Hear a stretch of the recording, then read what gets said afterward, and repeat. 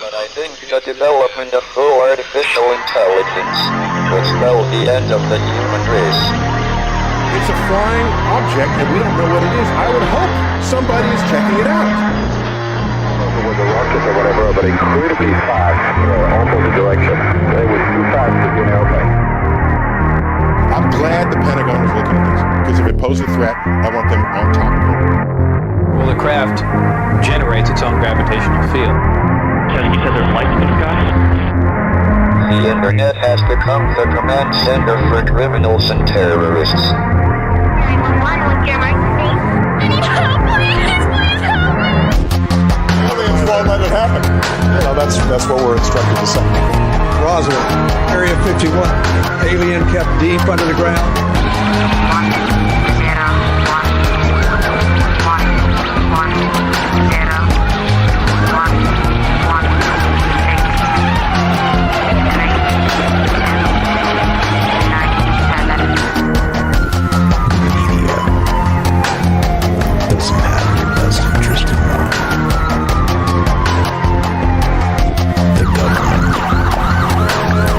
self-serving. You're here for a reason. You're listening to Troubled Minds Radio.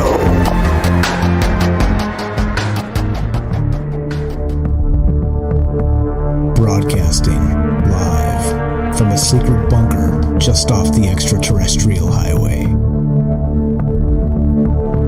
Somewhere in the desert sands outside of Las Vegas. From somewhere in space-time, loosely labeled Generation X on planet Earth.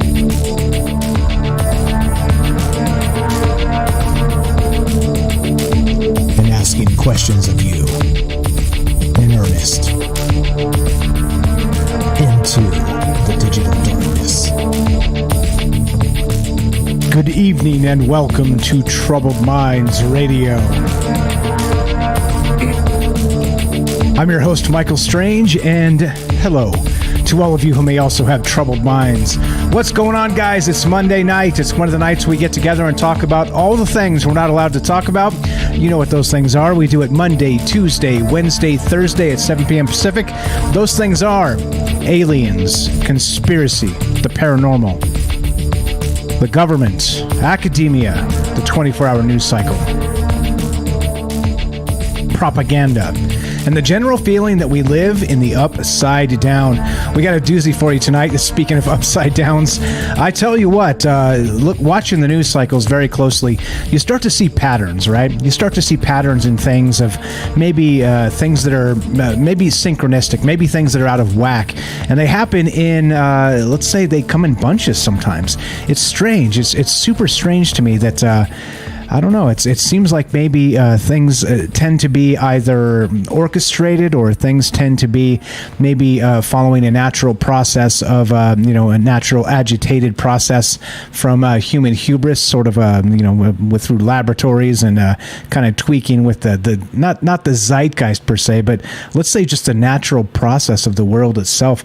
It seems like, people can say that people in general are, let's say, a little madness themselves, right? We're kind of locked in this psychosis of lefty-righty BS of just a bunch of stuff that, the propaganda is one thing, okay? But of course, the propaganda is a shield. The propaganda is an obfuscation of what's actually happening out there, not just in the, let's say, the people world, the world of the people, right? Of the people, by the people, for the people, that world. No, it seems like it's an obfuscation. The actual interest of propaganda is an obfuscation of our interest in the natural world, and of course the natural world being the proper let's say God mechanisms of Earth. Whether you believe in God or not, I'm not. It's not. This isn't about that. This is about more of like nature, Mother Nature, and sort of tampering. And it's like I said, you watch some of these news cycles, and some of the things you see are disturbing. It's like birds dying in mass, or like Joseph said in the chat when we started, birds just smacking into windows, or I mean, there's some weird stuff out there. And if shout out to good buddy Night Stalker, Derek in Massachusetts, he's been saying in the Discord for quite a while now too, that there's something up with these animals. There's something going on, right? So as always, shout out to Troubled Minds fam out there for inspiring show after show after show, and just getting together and putting minds together and considering big questions, okay? And of course, big answers are not necessarily my game, but I think big questions are certainly my game. And tonight we got some big questions for you. Before we get into that, of course, this is live. We do this live to include you. All the imperfections, the ums and the ahs, or me thinking on the fly and all the rest of this, that's less important than the conversation, the questions that are raised, and just the people talking to each other. And that means you. If you can hear me out there, it's Monday night. We're sometime in the middle of May. I'll give you the exact date if you want it. It's May 9th, and tax season has faded, come and gone. The tears have dried, and now we've moved on to other things. Spring is here, and with spring being here, it makes you wonder about the natural process, if you know what I'm saying. But we're doing this live to include you. Like I said, I don't have any inside sources, and I don't know, secret laboratory scientists that are feeding me information, or any government insiders, or any of the rest of that. I've never had any of that. It's just me just looking at news cycles, trying to come up with interesting things, sometimes disturbing things. Again, what's the point of having a troubled mind if you don't talk about disturbing things? But I think too, for people that are new, we're picking up new and interesting individuals listening to the show all the time. So if you're new to this, keep in mind that a troubled mind doesn't mean a negative mind. If you're a troubled mind, it means that you recognize the world around us is, let's say, on the precipice in many ways. Okay, so just a troubled mind doesn't mean the world is burning. It doesn't mean that we're all going to die. It doesn't mean any of those things. It means pay attention, because if you don't pay attention, things change quickly, and you don't have a say. You don't have an ability to say, stop, this is enough. It's telling, again, governments, academia, the news media, just all these individuals that somehow just miss the forest for the trees when it comes to so many important and critical things. It is what it is, right? So anyway, like I said, this is my long-winded way of saying this is a conversation. It's my job to bring up a topic and some questions. It's your job to tell me what you think, because of course this show is our show. It's not about, like I always say, you don't have to be Linda Moulton Howe or Richard Dolan or anybody like that. You don't have to have a UFO blog or anything else. You just have to be you. Regular people just talking about, let's say, big ideas. That's what this show's always been about. So if you want to be part of the show tonight, like I said, my inside sources are not anybody. Well, they're somebody, because that somebody is you. The actual secret weapon of troubled minds is you. So if you want to be part of the show tonight, give us a call. 702-957-1037. That's 702-957-1037. We'll put you onto the show. It's as simple as that. And I'll be nice to you too. I've got a very, very long track record of being nice to people that call, so you don't have to worry about that. If you're shy on the telephone, shy on the radio, I got you. You got me. Hey, if you got me to call, I got you to back you up if you need a minute to parse your thoughts and give us your coherence. It's no problem. I'm here for you. So there we go. So as we start, 702-957-1037, troubleminds.org. Click the Discord link at the official website, and we'll put you on there as well. We've got Discord running. It's a chat client. It's a voice client. It's like an old school AOL chat room, if you guys remember that. And it's pretty awesome because you can share ideas there. You can it's almost like a telephone. It's you could use it that way. You can use it so many different ways, and share photographs or videos or you name it. You can live stream directly on Discord. It's an incredible free program, and did I mention it's free? All you need is an internet connection. Troubledminds.org. Click the Discord link. Come say hi. Come meet all the amazing people that are part part of the show. All right, so including me, I'm very active on Discord as well. Okay, so what we're doing tonight, what we got? So we got that. We're streaming, like I said, we're doing this live. So we're streaming on Rockfin. Oh, Rockfin. What's up, Rockfin fam? I see you guys out there. Rockfin, YouTube, D Live, and Twitter. And of course, we're broadcasting live on the Fringe FM. And I'm watching chat in all of those places, including the Fringe Discord. If you haven't joined the Fringe Discord, please do that. Fringe.fm/chat. That's digital radio.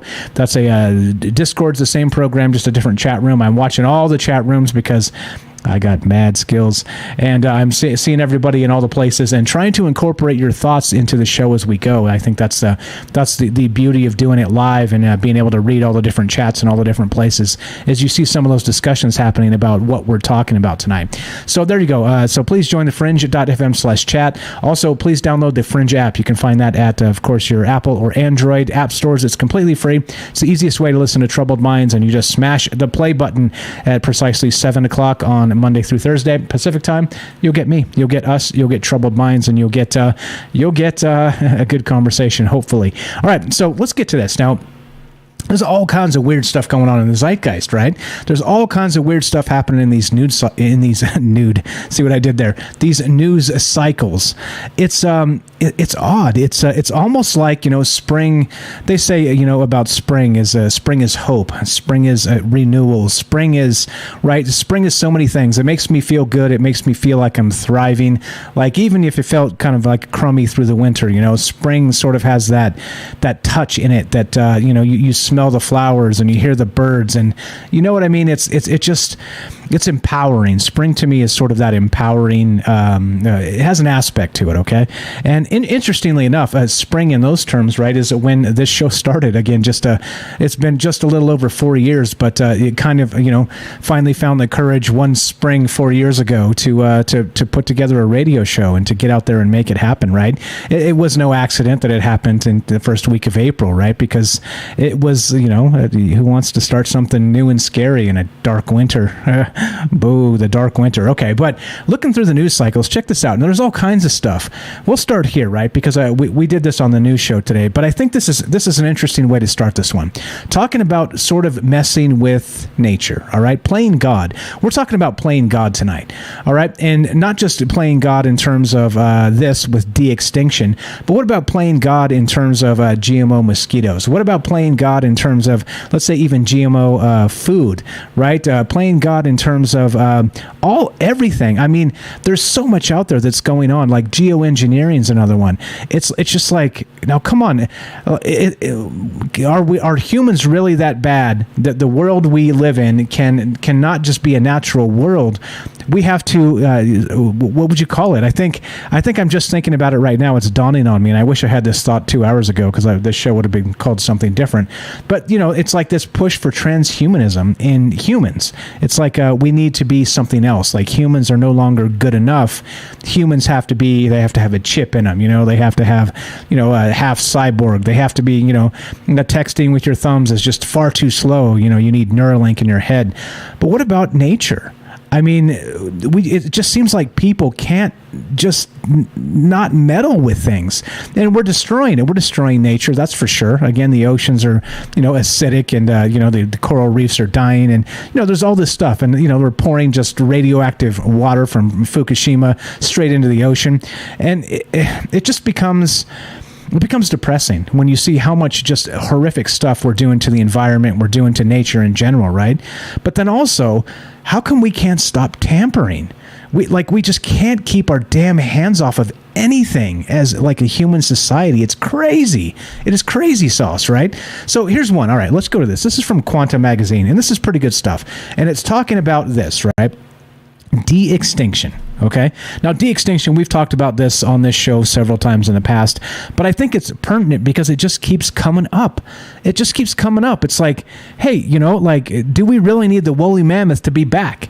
Right? Do we really need? Is it a better world if we have we unextinct the dodo bird, right, or the carrier pigeon, or right? I mean, look, don't get me wrong. I'm not saying we should extinct things and it's good, right? But what I am saying is exactly like this article says. We'll get to in a sec. If you can bring these individuals back, these individual species back, you're not even bringing them back. You're bringing back this bizarre sort of Frankenstein version of these things. It's not even the same thing anymore. Okay, it's absolutely nuts, all right? No, hear me out. Now, this gets crazy because it's not just de-extinction. It gets to everything else. It gets to the GMO stuff, the mosquitoes they're just throwing out there to, say, oh, we're combating malaria. Here's, 10 billion GMO mosquitoes in Florida and California. That's fine, right? This is fine. This should be no problem. Well, okay, we're going to get to that a little bit later, but check this out. Let's just go straight here. The Quantum Magazine. Why de-extinction is impossible, all right? But could work anyway, all right? Okay, fine. How come it's both? How come it's impossible, but it could work? Well, let me tell you. Let me just read a little bit about this. This is from Dr. Gilbert, Thomas Gilbert. He wrote a paper in Current Biology, and he says this, quote, look, this is the best case scenario. The samples of DNA from the extinct species were relatively new and well preserved because they're talking about the Christmas Island rat, okay, which has been extinct. And they're talking about de-extinction for this Christmas Island rat. And he says the samples of DNA from the extinct species were relatively new and well preserved, all right, because they went extinct in the late 19th or 20th centuries, all right, but it's even very closely related to the standard brown Norway rat, for which there's abundant DNA reference data, all right? We're talking about de-extinction in rats. We're talking about the Christmas Island rat and then this Norway rat, all right? He continues, this is a far cry from trying to figure out the DNA of some jungle cat from the Pleistocene era, let alone a dinosaur. Reconstructing the extinct rat's genome should have been relatively simple. All right. It should be an easy thing because we have not just, let's say, a modern reference point here with, 18th, 19th, 20th century sort of extinction in these Christmas Island rats, right?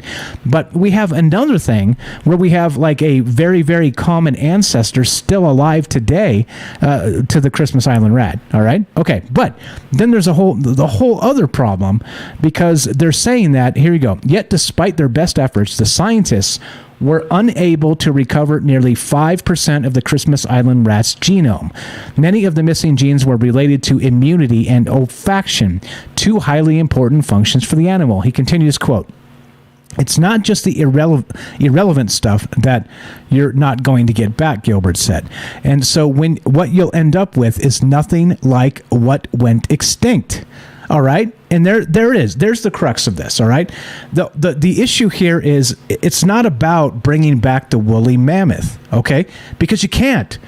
By all accounts, it's impossible. Even we bring this up a lot because of the idea of Jurassic Park, right? Bringing back the velociraptors and the brontosaurus and the tyrannosaurus and the T-Rex and all the things, right? And you're like, yeah, I want to hop in the car. I want to look through the electrified gate and I want to see, like an African safari.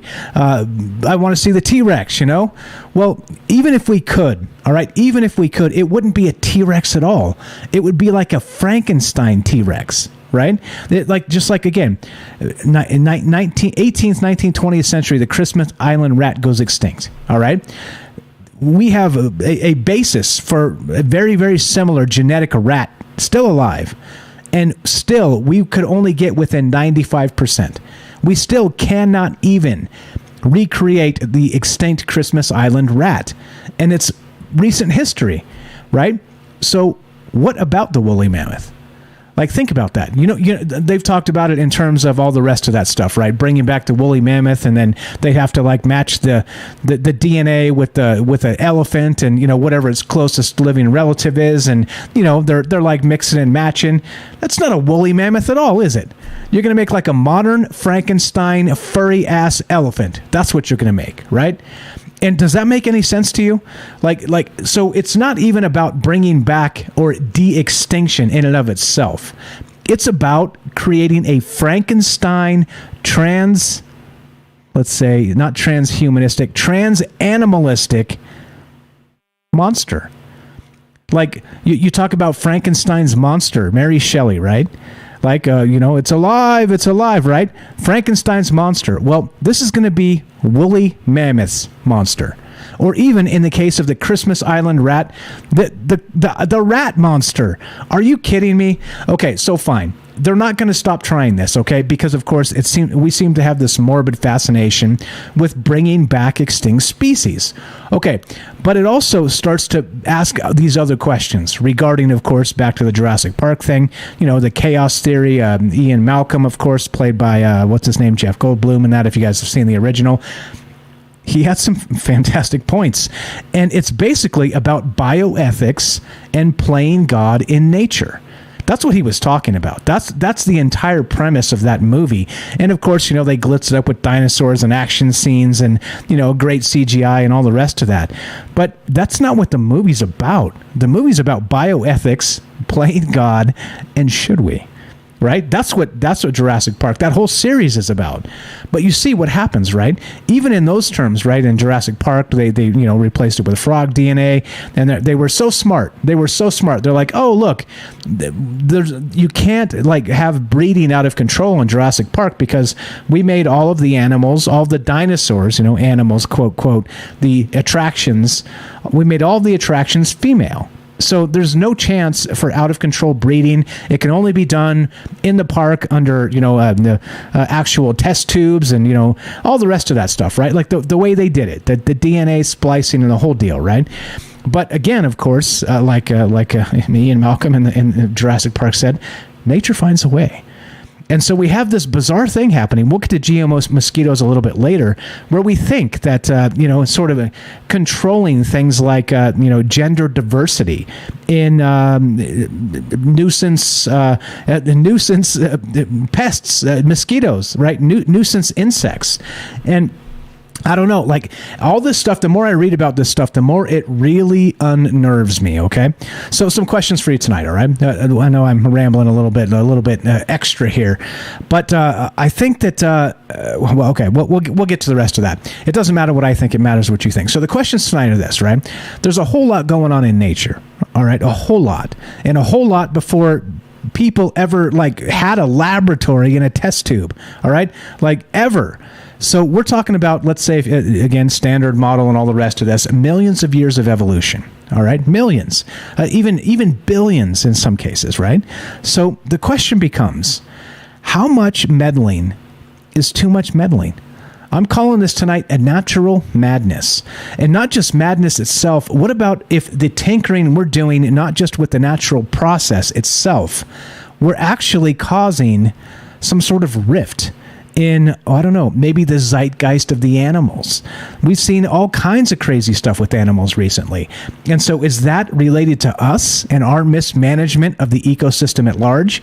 And how far can we press this before, it turns upside down and inside out and gets tossed off the cliff? That's the question tonight. There's a lot of questions, but how much playing God is too much playing God? GMO mosquitoes, that far enough for you? What about the idea of de-extinction and bringing back not just the Christmas rat? What about maybe the woolly mammoth or something further in the past? What about a Frankenstein version of, a brontosaurus? Is that a step too far for you? So the question becomes, the human hubris. How much is too much? And in the end, is this detrimental not just to the animal kingdom and the, let's say, animal zeitgeist? I love that idea, that it's maybe weakening their strength in the natural process because we're kind of causing them, a confusion, a state of confusion, or that natural madness. I don't know. How far is too far? That's the question tonight. And of course, is it, again, GMO stuff? Is it de-extinction? How far is too far? There's a whole lot of stuff to talk about tonight. But that's what's on my mind. And it doesn't seem to be something that's going to go away. Geoengineering, is that too far? Is that a step too far? We've got a lot of stuff to talk about. And, there we go. Welcome to Troubled Minds. So again, those are the questions regarding human hubris, the natural, let's say, cycle of the earth, and, the natural madness that seems to be ensuing. If you pay attention, it's happening. What about the honeybees? Right? There's a whole lot going on with that. I'm just kind of going down the thing in my mind, checking off this, that, the other thing. What do you think? 702-957-1037. That's 702-957-1037. How far is too far with human hubris, playing God, and a natural madness? Love to hear your thoughts. Don't go anywhere. More Troubled Minds. I'm Michael Strange. Coming up. Be right back. Love to hear your thoughts.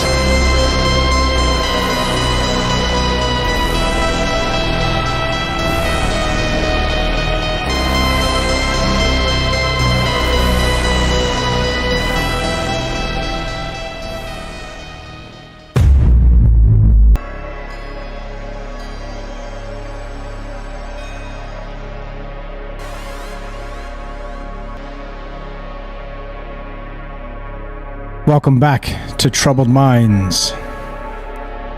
I'm your host, Michael Strange, and we are streaming on Rockfin, YouTube, D-Live, and Twitter. And we are broadcasting live on the Fringe FM. Tonight, we're taking your phone calls as we discuss the idea of a natural madness. Meaning, of course, how much playing God and meddling in the natural process is too much for you. Meaning, GMO mosquitos, meaning de-extinction, meaning, let's say, geoengineering, meaning, well, GMO foods. At what point have we literally meddled with the earth so much and so far that it is no longer the earth of old, but it is the earth of new? We talk about transhumanism and saying that humans are no longer good enough, right? In the eyes of, well, let's see, the handlers, the controllers, the powers that be, right? The billionaires, the technocrats of the planet, unelected officials that are filthy rich and can do whatever the hell they want, right? So at what point is too much? Humans aren't good enough. Nature is not good enough. Humans, of course, are terrible in their own right because, of course, we're just destroying the natural world for what? Not again, missing the forest for the trees, not realizing that we're here because of the natural world, not aside and separate from it. We're here because of it. And, well, how much, I guess there's another question, too. How much is too much for you, and how much do you think is too much for Mother Nature? Before Mother Nature claps back and says, no. Too much. Too much is too much. And you people need to go somewhere else. And makes us go somewhere else. Love to hear your thoughts. What do you think about this? GMO mosquitoes, again, de-extinction, let's say the woolly mammoth or others, the carrier pigeon, whatever, the Christmas Island rat, or, well, what about geoengineering? How much is too much? And do you think at some point Mother Nature will clap back? 702-957-1037. That's 702-957-1037. Let's go to Joe in Florida. What's up, my friend? Welcome to Troubled Minds. How are you tonight? I'm okay. I turned in a few minutes late, so I don't know how much of the article you may have read, but living in Florida and listening to the local community radio, for what it's worth, fake news, but not really. This is the second round of genetically modified mosquito release. They're going to do it down in the Keys. I don't know if you read the article. Like I said, I literally just walked back to the door and saw that this was the topic. So if you did read the article, if you didn't, I don't know if you added or know that they're releasing a second round of these mosquitoes without having published the data from the first round. That is correct. Things that make you go, huh? That is correct. Not only that, so we're going to get to that. We haven't actually got to the mosquitoes yet, but it's okay because it is on point tonight. They've got this actual company called Oxitec, all right? And that's the company that's doing it, not just here. Like Joe said, they released them in Florida, all right? This was like a year ago. And now they're going to release billions more in California, all right? Without, just like you said, releasing the actual data on that. But it goes further back than that, right? Because, of course, they did this in South America, right? Because Zika and the rest of that stuff, and the dengue fever in Brazil. I mean, they're trying to combat this the world over, and those are the hot spots, right? But again, without the full access to this data, they're just plowing ahead. So not just the data from South America, but the data from last year in Florida. But so there you go. Just to catch us up, go right ahead. So, I would say that all of that could set a legal precedent for other types of engineering in larger scales. If this data stays private and that sets a precedent, any environmental agency or grassroots environmentalism, and again, I'm just coming up with these thoughts right now because I haven't prepared notes or nothing, but that's a dangerous, once again, science taking off, not so much before ethics, but I guess ethics is a big part of it, but before we even know the results of any of this. The thought hit me a couple of weeks ago, whether we look at COVID and vaccines and things and whatever your opinion is, aside from that, we have a rise in biologics to take care of autoimmune disorders. Okay? So, to give you an example, when I was reading up on Crohn's disease, they say that you could get Crohn's from a simple virus. So here we are with these biologic medicines that suppress the immune system for certain things. This is kind of going off a little bit of track, but in a way not. Because if we keep modifying everything from our genetics, these might be miracle medicines for autoimmune disorders. However, maybe the autoimmune disorders would have turned on so early had we not been modifying every damn thing that we put in our mouths that we see. And when we talk about aliens coming back in time, honestly, maybe it is us. Maybe we've modified us. Maybe this place gets so modified that there's no going back to the original DNA samples or genetic cultures, if that makes sense. That makes perfect sense. That's what I'm saying. So at some point we've meddled with humanity, right? We've meddled with the natural process, and we're dropping GMO mosquitoes by the billions into the actual just the world at large to like some sort of like sick experiment. And I mean, this is not without risk. It's just like that whole talk about geoengineering and that whole thing. Right. It's like, hey, there's risk there. Like if something turns unforeseen next week and you've done this, it's too freaking late. You can't go collect 1 billion mosquitoes back. That's not happening, is it? No, it's not. And, in the X-Files movie, that was our first movie with the bees.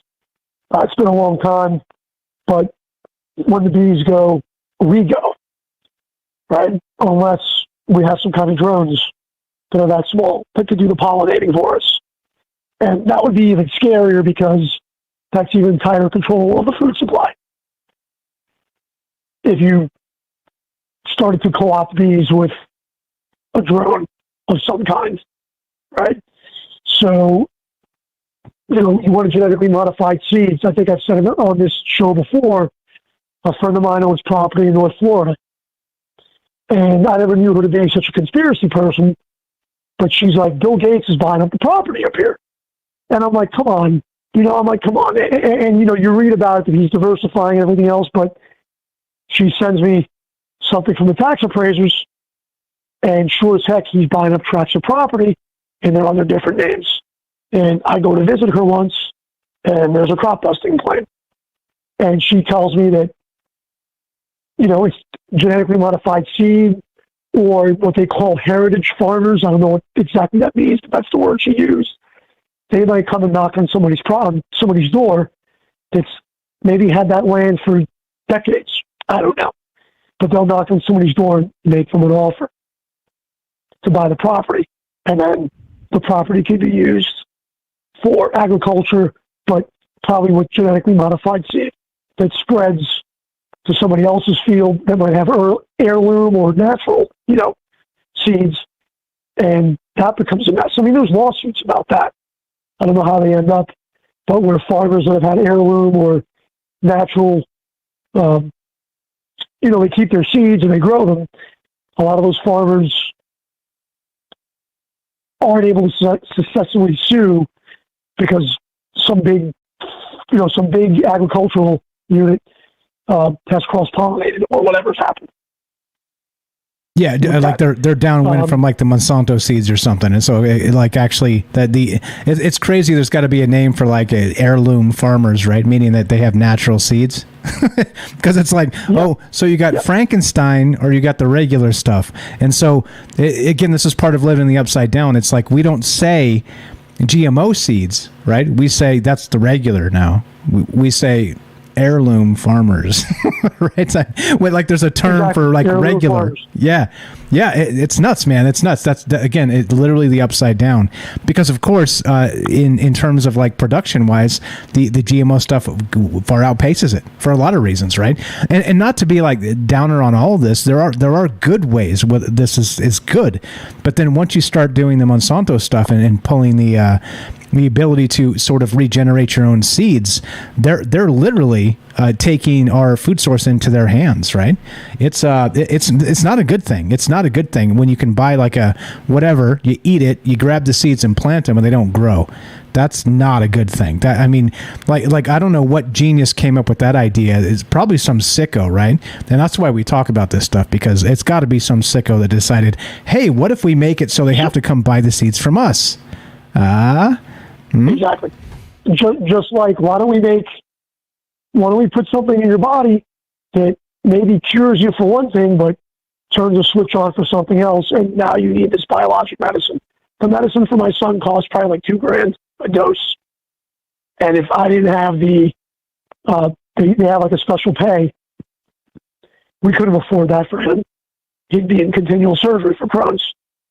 So they've got right now with his Crohn's, they've got a patient for life.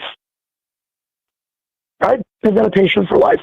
Now, on the other end of it, if they could CRISPR gene him or genetically modify it, then why don't they just do that? Because that would cure him, and that would not make a customer. All right? We all agree. We all know that. Let's go down the rabbit hole real quick. I'm thinking way down the rabbit hole. Let's say we get to the singularity. Let's say that we could start merging our consciousness with machines. Let's say we stop reproducing and we start becoming more machine. And let's just say that in that future, there's a solar storm. Doesn't have to be a supernova, but let's just say that radiation digs the Earth. Okay, it would explain why they have that vault. Where's that vault? In Iceland or something? There's a vault. There's a seed vault in Iceland.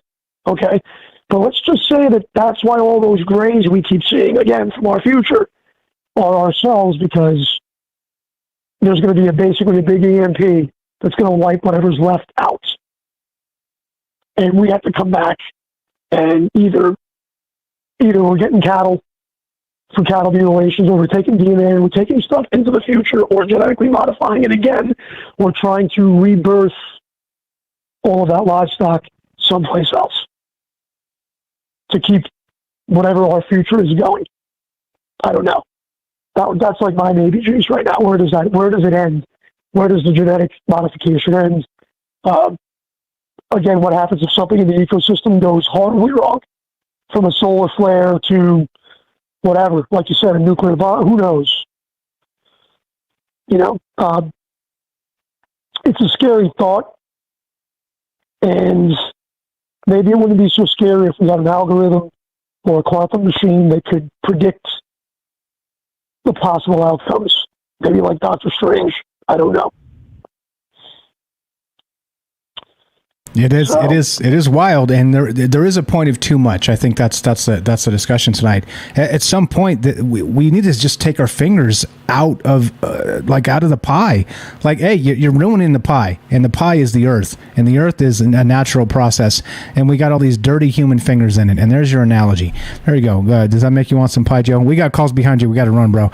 But at some point, too far is too far, is it not? It's too much. It's too much. If there was a positive result, if you could tell me that this was totally, totally positive, I would do it. If we could maybe increase brain without medication, I would do it. But the motivation always seems to be money, and sometimes that's not the right motivation. I don't know. I'll leave you with that stupid, simple thought. So have a good night, guys. Have a good week. You're the best, brother. Happy Monday. Joe in Florida, God bless you and the fam. We'll talk to you soon. Thanks for the phone call. 702-957-1037. The question tonight, we're talking about natural madness. We're talking about GMO everything. We're talking about animals acting crazy. Here, there's one for you. Mystery as hundreds of birds kill themselves flying into Chinese apartment block. This is from the New York Post. This is the type of stuff we're talking about, right? Things just are not right in this world. What the hell is really going on? And how much is too much regarding, again, GMO stuff?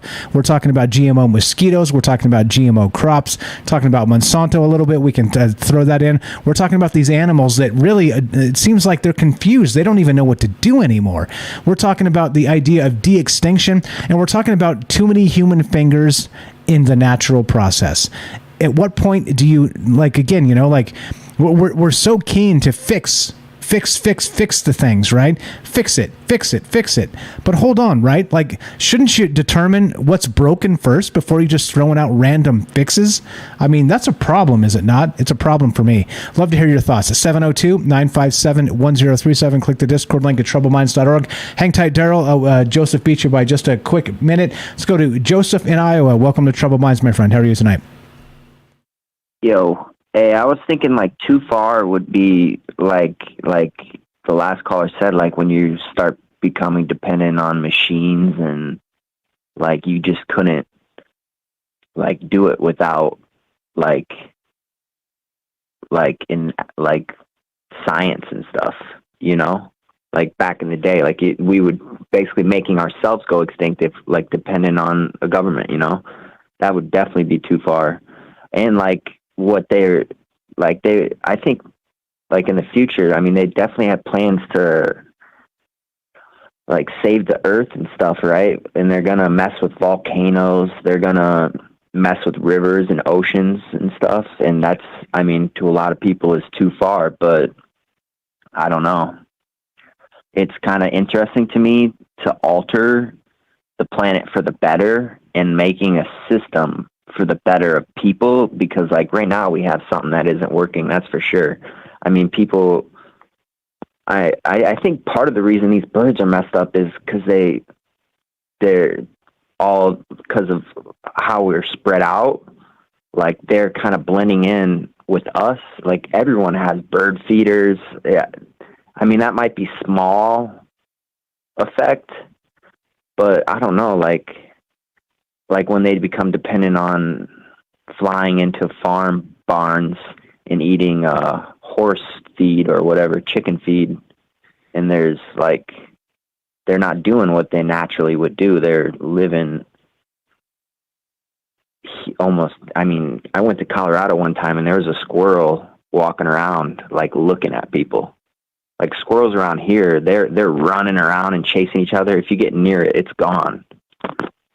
This squirrel looked like it was begging for like food or something. Like it was so weird.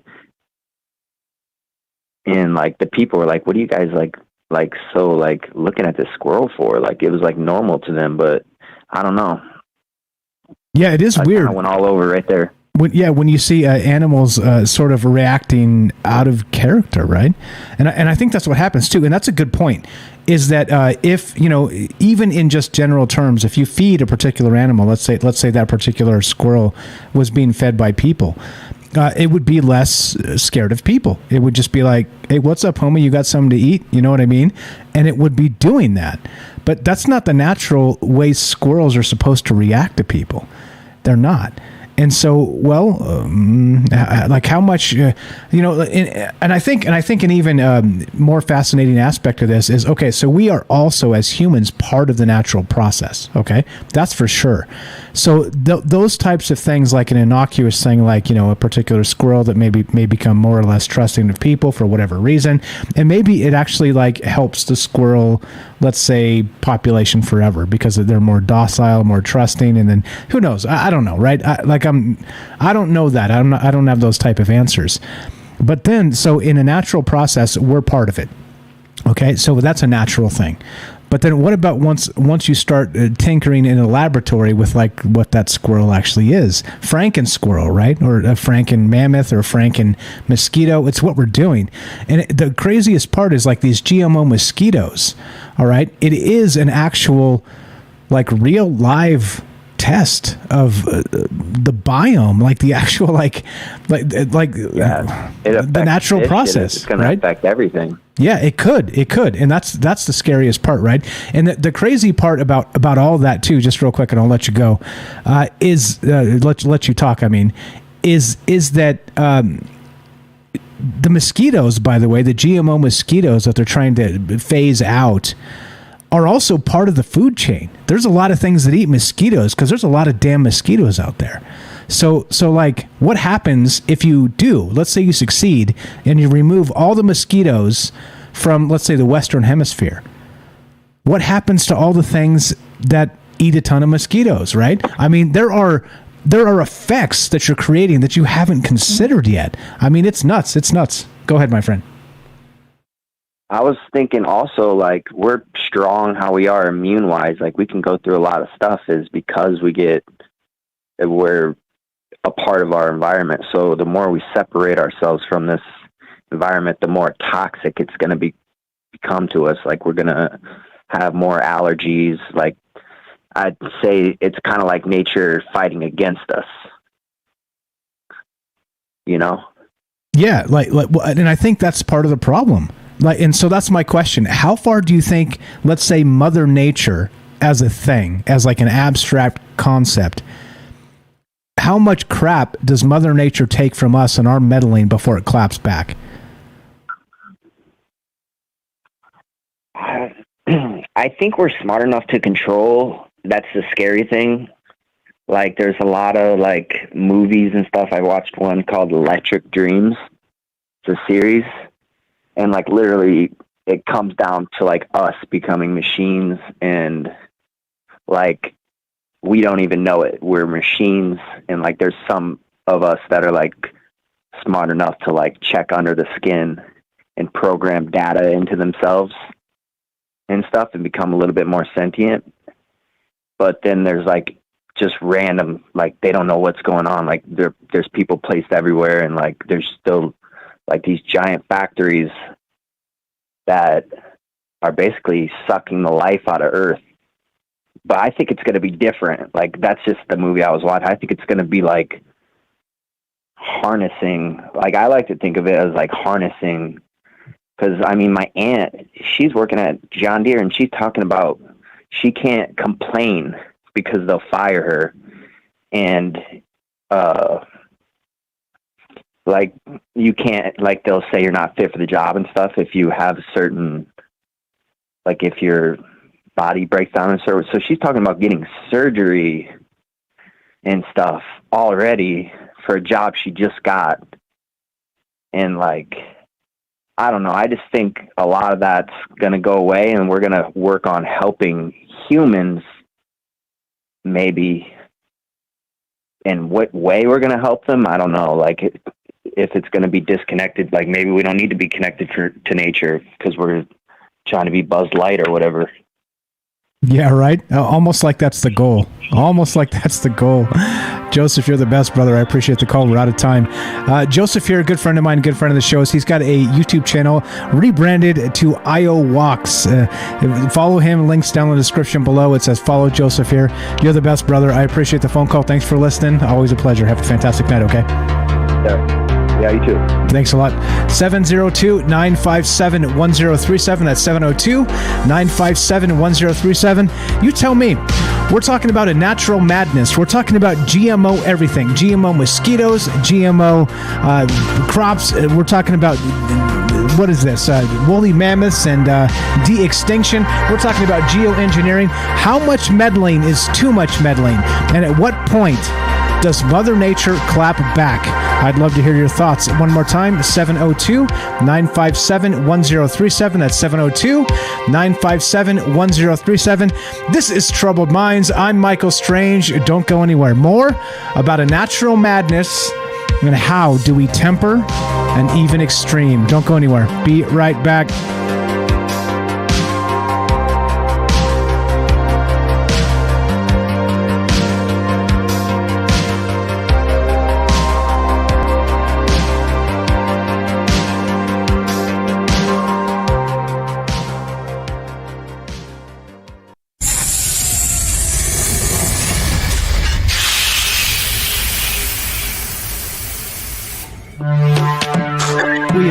talking about the alien abduction phenomenon. Aliens. The aliens are looking through your eyes and they're accessing your optic nerve. I'm doing fantastic. And through that optic nerve, they're transferring to your brain. People are random images as they traverse neurons in the brain. All right, so maybe, and they also feel them planting or receiving memories or ideas or images.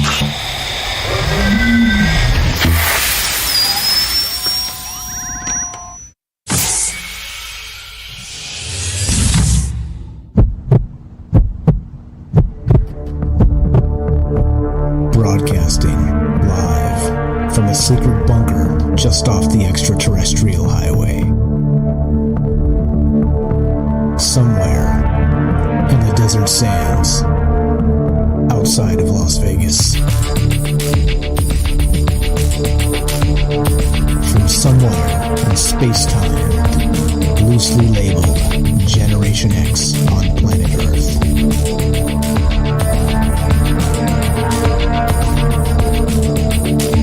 And asking questions of you in earnest into the digital darkness. Yo ho, yo ho. Welcome to Troubled Minds Radio. I'm your host, Michael Strange, and hello to all of you who may also have troubled minds. What's going on, guys? It is Monday night, which is one of the nights we get together and talk about all the things we're not allowed to talk about. That's Monday, Tuesday, Wednesday, Thursday at 7 p.m. Pacific. What are those things we're not allowed to talk about? There's way too much, so I'm going to have to sum it up. Aliens, conspiracy, the paranormal, the government, academia, the 24-hour news cycle, propaganda, and the general feeling that we live in the upside down. All right, now look, this is crazy, right? We're talking about this idea tonight of geoengineering. We're talking about GMO crops. We're talking about GMO mosquitos. We're talking about de-extinction events. We're talking about meddling with the natural process of the earth so much that at what point do you think the earth claps back?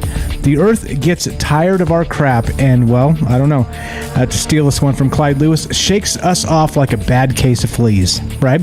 Do you think at some point the earth is actually capable of doing this and saying, hey, stop meddling, right? Because look, if we're talking about billions of years of evolution, right? Literal billions of years of evolution, and we show up in like this tiny time frame of individuals and as people, and in that sort of we just showed up on the scene with our fancy laboratories and our chemtrails and our just whatever the hell we're doing out there, our GMO crops, right?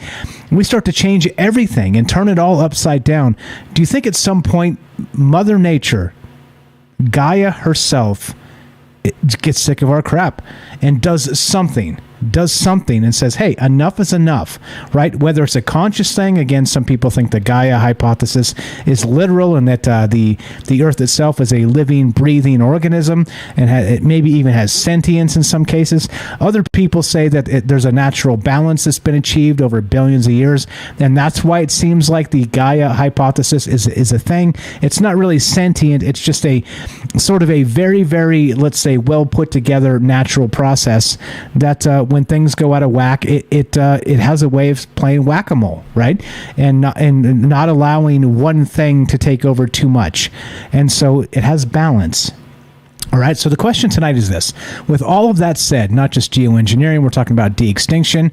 That would be bringing back the woolly mammoth. We're talking about GMO crops, but also GMO mosquitoes, which they just released billions of these things, or at least millions of them for sure, not just in South America, but also in Florida and now recently in California. I mean, these mosquitoes, as nuisance and terrible as they are for people, are also part of the food chain. At some point, right, we're making mistakes here, and we don't know what mistakes we're making, and that's part of the problem. If we don't give enough time between a season or two to find out what the hell's really going on, how on God's green earth are we to find out what the hell mistakes we've made? It will be far too late 10 years from now if every single damn season we're just dumping millions of mosquitoes and saying, oh, this is going to solve the world's problems, right? You guys ever heard of Mao's China? You ever heard of this? You ever heard of the Great Leap Forward? Yeah, right? Have you heard of this? Have you heard of this, right? And this is a perfect example of exactly why you shouldn't meddle too much with nature and the natural cycle of the food chains. I'm going to get to you one sec, Daryl. I'm going to get your comment on this. Hang tight. We got to call Nick's on the phone as well. So hang tight. Daryl's first, and then we go to Nick. But check this out. Now, Mao's China, just in particular, right? Mao actually did this. In 1958, Mao Zedong ordered all the sparrows to be killed because they ate too much grain. You remember this? Remember this? Probably not, because most of us weren't born in 1958, right? This happened. This is a real thing. Ordered all the sparrows killed. They were paying actual fines or actual bounties on these for people to just kill sparrows and turn them in. So they killed the hell out of the sparrows, right? I'm not going to get that one. Can you guys nuke that guy from the chat? So look, this caused one of the worst environmental disasters in history. Right? Listen to this. This is wild. Just real fast. Environmental disasters are common in the history of mankind, but not many can compare to the one which began in 1958 in China. Mao Zedong, the leader of the People's Republic of China, decreed that all the sparrows in the country were to be killed. He decided that China could do without pests like sparrows, right? We're not talking mosquitoes. We're not talking ticks. We're not talking any of that. We're talking birds in the sky. By the way, birds aren't real. Hashtag. I'm just kidding. Anyway, Mao thought that sparrows ate too much grain, and it seemed rational to him for all the sparrows to be killed. What do you think happened? Yeah, think about it. Just think about it for a hot second if you don't know this story. According to Mao Zedong, sparrows were getting in the way of the economic development, blah, blah, blah. He undertook several massive campaigns in an attempt to modernize and improve life in China. The Four Pests campaign was one of these drives, part of the Great Leap Forward between 1958 and 1962. Killing all the sparrows was part of this campaign.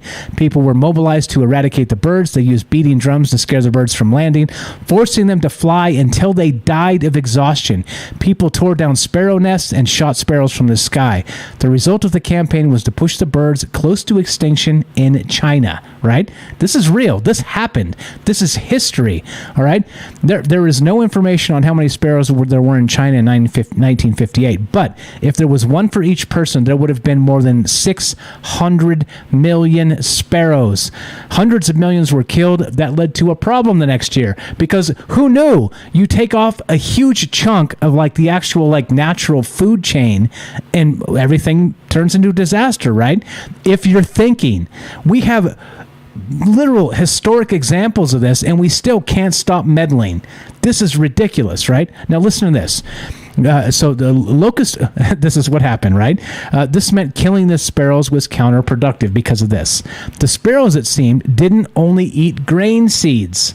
They also ate insects. All right. And locust populations boomed, and they ate everything in their path. Grain production in most rural areas collapsed, and a massive famine began. People ran out of things to eat, and millions starved. The official number of fatalities from the Chinese government was 15 million people because they killed all the sparrows. You see what's going on here? Look, Mother Earth has a way of clapping back, and there is a very natural balance that's in place, right, for a specific reason. And it has nothing to do with people, all right? It has nothing to do with people. As much as we want to make everything to do with people, it has nothing to do with people. And I'm telling you, if Mother Earth decides we don't need to be here anymore, we will not be here anymore. So at what point has Mother Earth had too much of us? 702-957-1037. That's 702-957-1037. We'll put you on the show. We're streaming on Rockfin, YouTube, D-Live, and Twitter. We're broadcasting live on the Fringe FM. Let's go to Daryl in New York. Thanks for being patient, my friend. Welcome to Troubled Minds. How are you? Hey, Michael. Can you hear me? Loud and clear. Go right ahead. Oh, great. I'm so happy you're speaking about this. I think this is probably one of the most important issues, if not, I don't know, one of the most important issues we're facing today. And I was just talking with my neighbor when we took his dogs for a walk in Chelsea. You know, I don't know why. He has 2 male dogs, and they always go after the other male dogs, and they don't mind. I don't know. So all neighborhood dogs are gay in my neighborhood, Just saying, like, what? Why are the dogs behaving like I don't know. I just wonder how far is too far. I think we've gone too far. Now let me get my list out, okay? I'm going to mention something that Joni Mitchell mentioned on an interview once when she wrote that song, "The Big Yellow Taxi." You pave paradise, you put up a parking lot. Hey, farmer, farmer, or pharma, pharma. Put away that DDT. She said there are consequences, and she was talking about this like in the 70s of what we're doing now. I wish we had DDT now. Now we have Monsanto. I mean, we've got better chemicals that give you better diseases and more mutilations, or not mutilations. What am I saying? Mutations. So I'm just saying, like, did God make us in His image? Maybe there was only one sex. So He tampered with us and made a woman. So then there was two sexes, right? So we can appreciate, yin, yang, right, wrong, polarization. But now we're going to have, like, a third sex and a fourth sex. And who knows, maybe we're going to just we're not going to have humans anymore. I'm thinking also, maybe we were shrunk down from those giants. Maybe that was another adjustment to our size because we were too big to be sustainable. So they kept shrinking us and shrinking us. Now we're pretty small, but there's still too many of us. Were there always somebody like that they were doing these resets? And I was saying to my neighbor, I think this is probably the worst run of humans that have ever lived on the planet. I think we've been more destructive to each other. Maybe we used to never fight. Maybe we removed a gene or two so we could have more sex, but it made us more aggressive. And we didn't count on that. So suddenly we started fighting each other. Maybe we got along before. Maybe when we had free energy, everyone was equal. But maybe a natural disaster got rid of most of us. So then it was the survival of the fittest, so people started to, compete for something. I don't know, because we started messing around with our genetics. I don't know. Maybe that first shrink down wasn't a great idea. I don't know. I'm just saying. But we've already found, like, frogs with 3 heads. They're trying to, and then the destruction of our history, and it could be as recent as 100 or 200 years ago. It doesn't take long, apparently, to make us forget our history. And sometimes they just have to burn down libraries so we don't repeat our errors. Maybe we don't need to know how technology worked because we messed it up the last time. So we shouldn't know how to make a nuclear bomb. Maybe that was never done before. Maybe it was done before, but we don't even know the consequences we might even have on the whole universe. We're not only destroying our own planet and ourselves, but we might just destroy life everywhere, We're so destructive at this point. Let's see, what else do I have? We're just abusing our world. Oh yeah, the characteristics, let's say, with this CRISP technology, we don't want to, we want to live longer. Oh, that's another thing. Didn't we used to appreciate life? Maybe we didn't appreciate it because we were immortal. So we did something that made us die. Oh, did we screw up? We were immortal before. And we still are carrying that genetic gene that when we were immortal, we took life for granted because we lived forever. But we screwed that up. Now we die. Oh, shoot. What did we do wrong? We're starting to breed out some, we want to breed in intelligence, but what if we lose our soul? What if you have these incredibly intellectuals without any heart or feeling, I'm going to get to that, by the way. Remind me if I don't get to that, because I'm going to get to that tonight, regarding the intellectual and what de-extinction actually means. Right. I got exactly that, Daryl. And what you said about those rats in our own lifetime, that you can't even locate the DNA, what the hell happened to them? How did they get modified? Did we do something that made them try not to breed with each other? I heard there was an experiment with some kind of self-vaccinating, chemical that they put into a rat that they would have to just touch another rat and they become sterile. I heard about this. And why do we, maybe like cockroaches, right? I'm sure we tried to get rid of cockroaches before, because who likes cockroaches? And what happened? They learned how to fly, and they got even bigger. So we're trying to get rid of something, and we screw it around, and then they start mating with something else. Like maybe those mosquitoes are going to start mating with fruit flies, and they're going to be more abundant and more virulent. But they can't make mosquitoes anymore, so that's going to ruin. It's all consequences. I think people in our past were probably more aware of nature and probably copacetic. They were more, aligned with nature and appreciated nature. They had sun gods. They didn't have all these different religions. They just appreciated when the sun came up and the sun went down, and they liked to eat. And maybe the only thing that was good to learn was how to make a farm that could reproduce food that you didn't have to forage, or getting animals that could reproduce. Like that was smart, like kind of organic farming. But that's it, not too much, just on a small scale. I think, having one person owning a ton of land and making artificial meat. I mean, who the hell made him? He's like the decision maker. Having one person that was that power is like incredibly stupid. I think when we were all equal, like having anybody better than somebody else or making major decisions. Why do I have to, have somebody else make my decisions for me? Okay. I think I'm almost done. I don't know. I mean, even Bill Gates is predicting our next pandemic. That's scary already, So what are they going to come up with next? This wasn't that successful. It was successful. I mean, they made a ton of money, but they didn't, maybe they didn't achieve an agenda that they were hoping for because they couldn't convince everybody. I don't know. So there's consequences, and there's deliberate things, and then there's accidental things. So, we have to be accountable for our behavior because there are consequences. That's it. No, you're right, and I think that's something that we sort of don't seem to realize as like who the hell's stopping these scientists from doing? I mean, look, we're talking about like it's not the topic of the show tonight, but we're talking about like Bezos and these guys are like, they have these underground laboratories where they're like looking into immortality. You know what I mean? It's like hold on, like what? Like at some point we need to stop this. We need to stop all of this and like literally just fix the obvious problems, like the oil. The oil's an obvious problem. Let's fix it, right? Let's fix it. It's destroying so many things, right? In so many different levels, right? Fix it. All right. The next thing, right? What's the next thing? Hey, the pollution. Stop the pollution, right?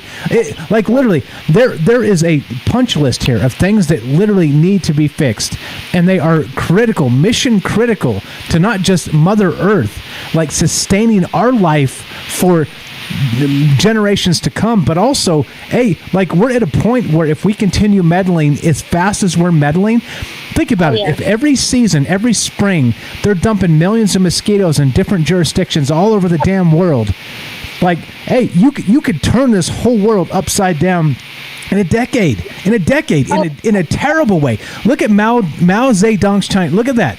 The sparrows. 15 million people died of starvation because they meddled with Mother Earth. Here we are. Like, oh, look, and think about it. It's crazy. Then they did it organically. They were killing sparrows by people killing sparrows.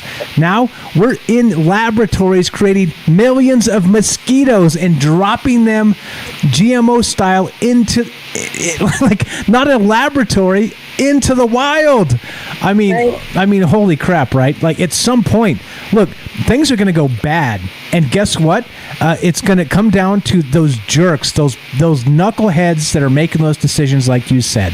Why are they making decisions for the rest of the human population when they literally have no right to at this point? There were petitions, like Joe was saying. There were people in Florida that said, no, we don't have the data from South America yet. Why are you doing that crap here? Then they did it. Then they said, okay, well, no huge famine in Florida, so now we're going to do it in California too. I mean, literally, season after season after season, this Oxitec is sending GMO mosquitoes out into the wild.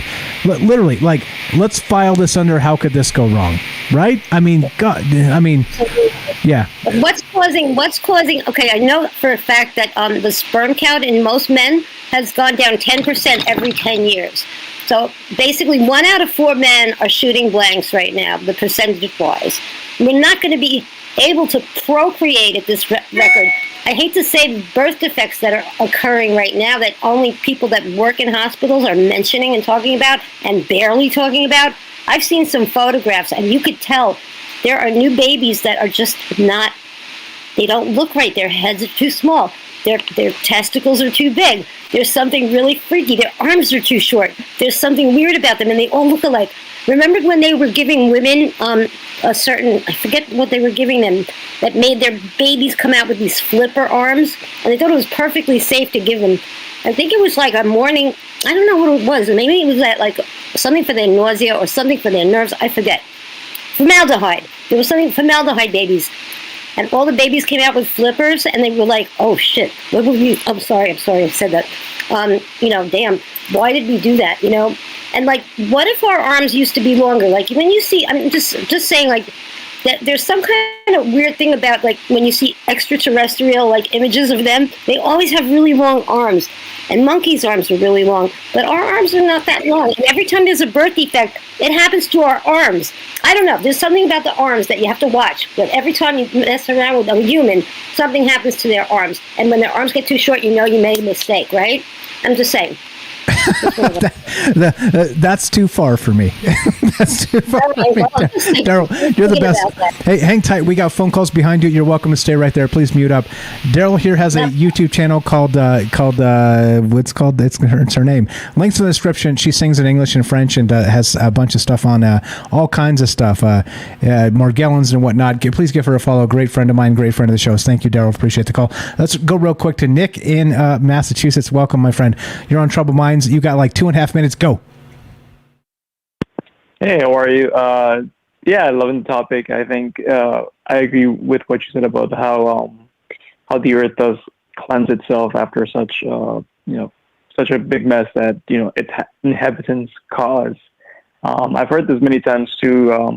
I really love Dolores Cannon's work, and she mentioned in the books that this happened various times in the past. Especially with Atlantis and how some rogue scientists were messing so much with matter, and they got into some perversity with the physics and everything about life. And for some reason, the Earth, and some energies chose to annihilate the whole civilization due to the fact that it was perversity.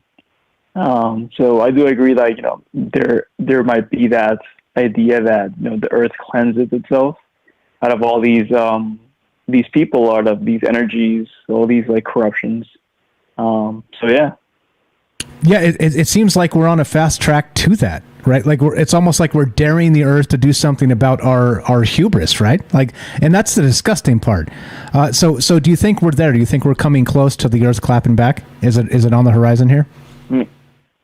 I mean, I feel like it's happening again, but hopefully this time we've learned so much now. And we're actually more connected now than before. Even with technology, we have technology, even though it might not be a part of a natural evolution for us, but it is definitely aiding us on how to get back to that communication without technology. Be more psychic, be more natural, and it helps.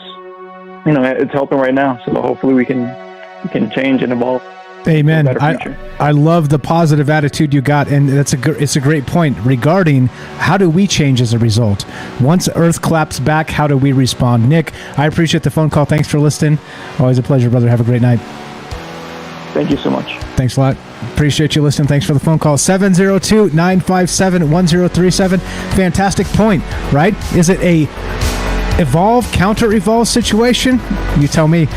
This is Troubled Minds. I'm Michael Strange, talking about a natural madness, GMO. When will Mother Earth clap back? I'd love to hear your thoughts. Be right back. Don't go anywhere.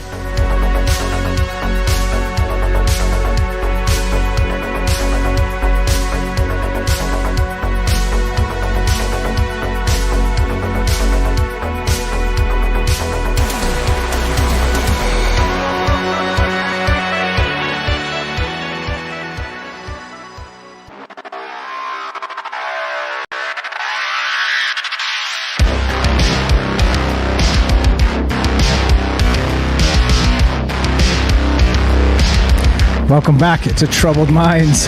I'm your host, Michael Strange, and we are streaming on Rockfin, YouTube, DLive, and Twitter, and we're broadcasting live on the Fringe FM. Love to hear your thoughts. We're discussing the idea. Look, We're talking about GMO mosquitoes. We're talking about deep de-extinction of like the woolly mammoth. We're talking about, let's say, geoengineering. We're talking about humans literally just, let's say, perturbing Mother Earth to the point. At what point does Mother Earth clap back? The birds are smacking into things. They're dying in mass. Like, it seems like the animals are confused. They don't know what the hell is going on anymore in the zeitgeist of animals. I don't know. Like, so how do we stop this? How do we help this? And the question becomes, how long does Mother Earth take to just smack us down and say, I want my planet back? And you people are the actual parasites, right? And I think this is one of the ones that I think we need to talk about and think about a lot. And we don't talk about this enough, in my opinion. But it is like, what's up? Shout out to Derek the Night Stalker out there. He's like, hey, the animals, there's something up with the animals. And there is. I think there is. I think they're confused. I think that, we have so stepped in and changed the entire, aspect of what it means to be part of the actual symbiosis of living on the earth, that the animals are confused. They're like flying into buildings, and here's one right here. The New York Post, a mystery as hundreds of birds killed themselves flying into Chinese apartment block. Just birds flying, not just windows, but just flying straight into solid objects. It's like they can't, I don't know, you tell me. At what point does Earth just say stop? You're doing too much, and we don't like it. And we as Gaia hypothesis, and just shake us off like a bad case of fleas. You tell me. 702-957-1037. Thanks for being patient. Let's go to MJ in Virginia. Welcome to Troubled Minds, my friend. How are you tonight? Great. How are you, Michael? Doing very well, man. What do you think? Do you think Mother Earth is going to get sick of our crap at some point? I don't know if it's sick of our crap. But when you start rearranging a natural evolution of something, somewhere along the line, you're going to pull a piece of the puzzle out, and that's going to break something. And it's going to have a reaction of some sort. So you may be looking at that as far as the planet doing something, like maybe we're putting too much toxins in the air and it throws things off balance. The Earth has a reaction to it, and when it, you say shake the fleas off the back, it's simply trying to rearrange things to put either back in place or to put the remaining pieces together so it's one piece of puzzle again. Okay, so maybe not like, let's say Mother Earth doesn't have a vendetta against us. It just has a way of sort of reshaping that natural process when things get out of whack, right? And I'm with you. I agree with you there. I think that these processes that have kind of come into this fine-tuned aspect over, however long you think this happened, this is not an accident, right? In my opinion, this is not an accident. Everything was fine-tuned perfectly so, including the food chains from the top to the bottom the way they are. And they do change over a great amount of time. But in some aspects, right, if you, again, back to the GMO mosquitoes, right, they're a huge part of the food chain. And so if you literally just eradicate mosquitoes in the next 5 years, it's like, yeah, okay, people don't get malaria anymore. But what happens to the rest of the animal kingdom, right? I mean, there are actual consequences there, are there not? Yeah, well, it's like I grew up in Virginia, and growing up, your windshield on your car or your face shield for your motorcycle was covered in bugs all the time. And that was up until probably in the early 20s or early 80s. I moved away, came back in 2014. I have not had one bug on my windshield whatsoever since I've been back. Not one. What I noticed is, we have a ton of birds around here. That's all you hear out in the morning is birds everywhere, especially blue jays. So we don't have that problem here. What you hear about in China and cities where the birds are running into the windows, what I think is happening is the animals have a natural habitat on the planet, and we put down a highway, and like the deer come running across it, they don't know how to handle the pavement. They never will. There's not natural to them, and that's why in my area deer get hit. Because they get on the pavement, they can't run on it. They start walking real slow, and then suddenly your car's going to do fast, and you hit the deer. If they get on, flat dirt, they can jump over a 7-foot fence. So it's a thing of it's just animals have a certain rhythm they keep, they're not changing it. They're not adapting to what's going on with us. We're the ones changing much more rapid than they are. Their DNA, their habit stays the same no matter what. The deer always go out and they have, their survival, and that's their survival skills. It's very simple. Birds, bugs, everything. And the reason we don't have any bugs around this area is because we have a lot of farms, and they're spraying chemicals on the corn, the soy, whatever they're growing to keep the bugs off, but that's also killing the bugs. And then in turn, the birds have less bugs to eat. Bugs have other bugs that they eat. They don't have it. So eventually your food chain starts to break down someplace, and you're going to have less and less and less of something because that's all a piece of the puzzle. So you start taking that out, and then let's say the most aggressive bugs start to, bite people. And they start, looking for food from the people, just bite. Because I went down my backwoods on my property. I came back, and I don't know what was on me, but it was just bugs, and they were biting the crap out of me. And I had to spray myself down and, get in the shower and take a bath. And I had like little whelps all over my legs. I don't even know what they were. I went down there last year. I didn't have it. Now I do this year. So you're starting to notice that. And so out in where I live, the birds are much more healthier because they have the worms in the ground and stuff. But you get closer to the cities where the pollution is, it's just sinking down into the ground. The birds don't have that. So they may be committing suicide to get out of it. I don't know, but I think it's just in certain areas that's happening, and other areas that's not going to happen. Yeah, and it's a great point, right? So if you remove a piece from that puzzle of the food chain, things got to eat. And so if things don't have the normal easy eatings they've always had, right? And I say easy, and back to Anne Rice and the way she wrote, she called it the savage garden, right? And that life isn't easy. Life is dog eat dog, and that whole idea, right? But the circle of life. What's up, Matt in California? I see there. But I mean, in some cases, let's say that whatever life needs to adapt, right, to survive. And so let's say you do pull one piece of that puzzle out, and is it too ridiculous to assume, like you're describing, that, well, maybe things will start biting people instead? So look, if you take the actual mosquitoes out, right? Bats eat mosquitoes, birds eat mosquitoes. There's a ton of things that eat constant mosquitoes, right? Constantly. If you just pull them entirely out of the food chain, something changes. Okay? And so either things go hungry or things adapt and start finding new sources of food, right? And so things aren't really meant to be in that space when you just overnight, you snap your fingers in a season or 3, you literally change an entire food chain back to Mao's China, back to pulling all the sparrows out of the sky, all the locusts. Guess what? They came and ate all the grain, and people starved. I mean, there you go. Just like you said, pull one piece out of the puzzle, and things get catastrophic. It's not an easy thing, is it? No, it's not. It's like last year. I have red buds, and they have really pretty blooms on it. Usually, the bumblebees and a few other bees go in there for the pollen. This year, I had no bumblebees. Last year, it was full of bumblebees. No bumblebees this year. And I have several trees that have they're old fruit trees, but they still have the bloom on them. You would go out there and you could hear the bees, but you didn't see any honeybees out there. So I started noticing that for the past few years, it's been a little less and a little less and a little less, but it's too quick of a little less in a short time of 8 years, 9 years. And you go out there, just hear this buzz. You get under the tree, it's just buzzing.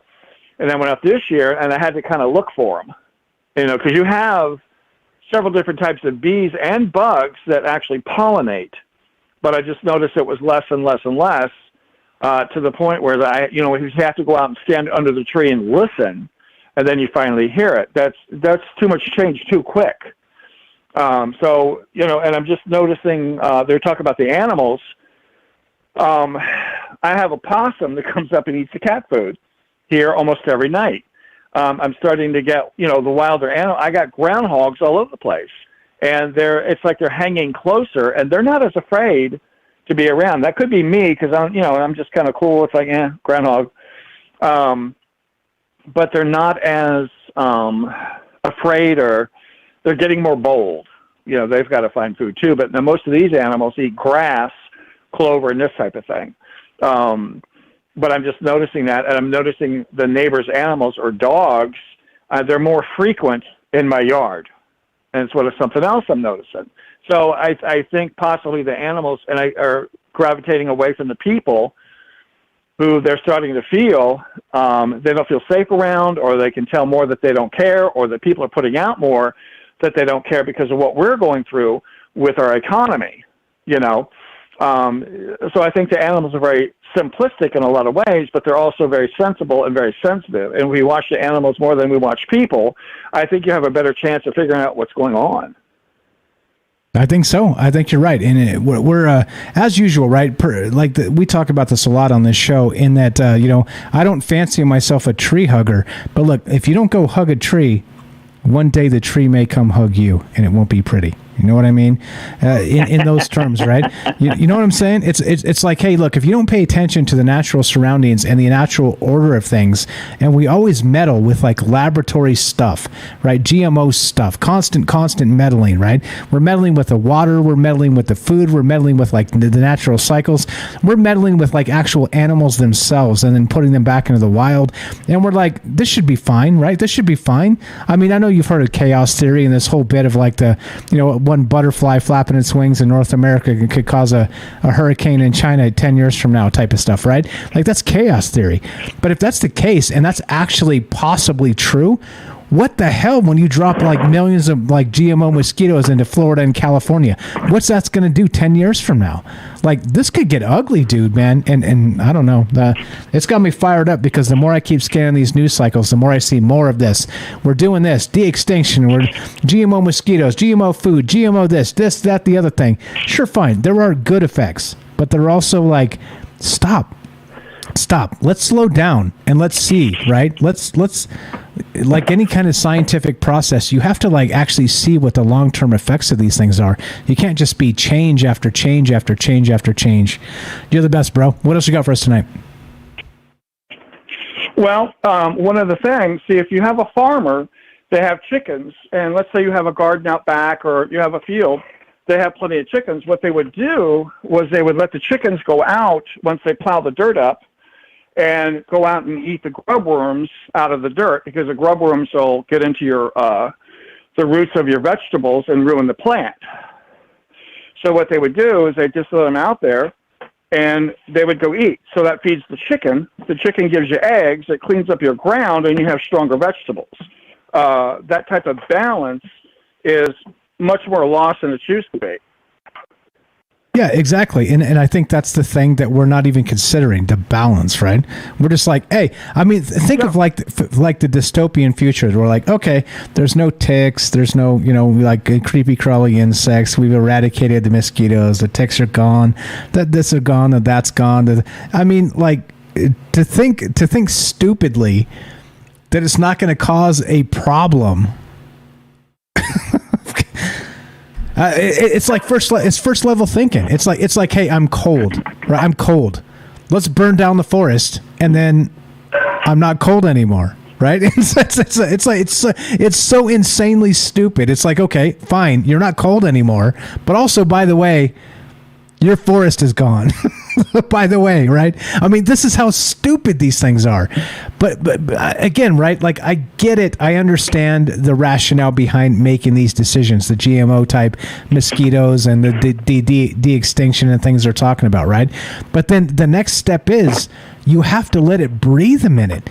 You can't just like flood the world with GMO mosquitoes and say, yep, fix that.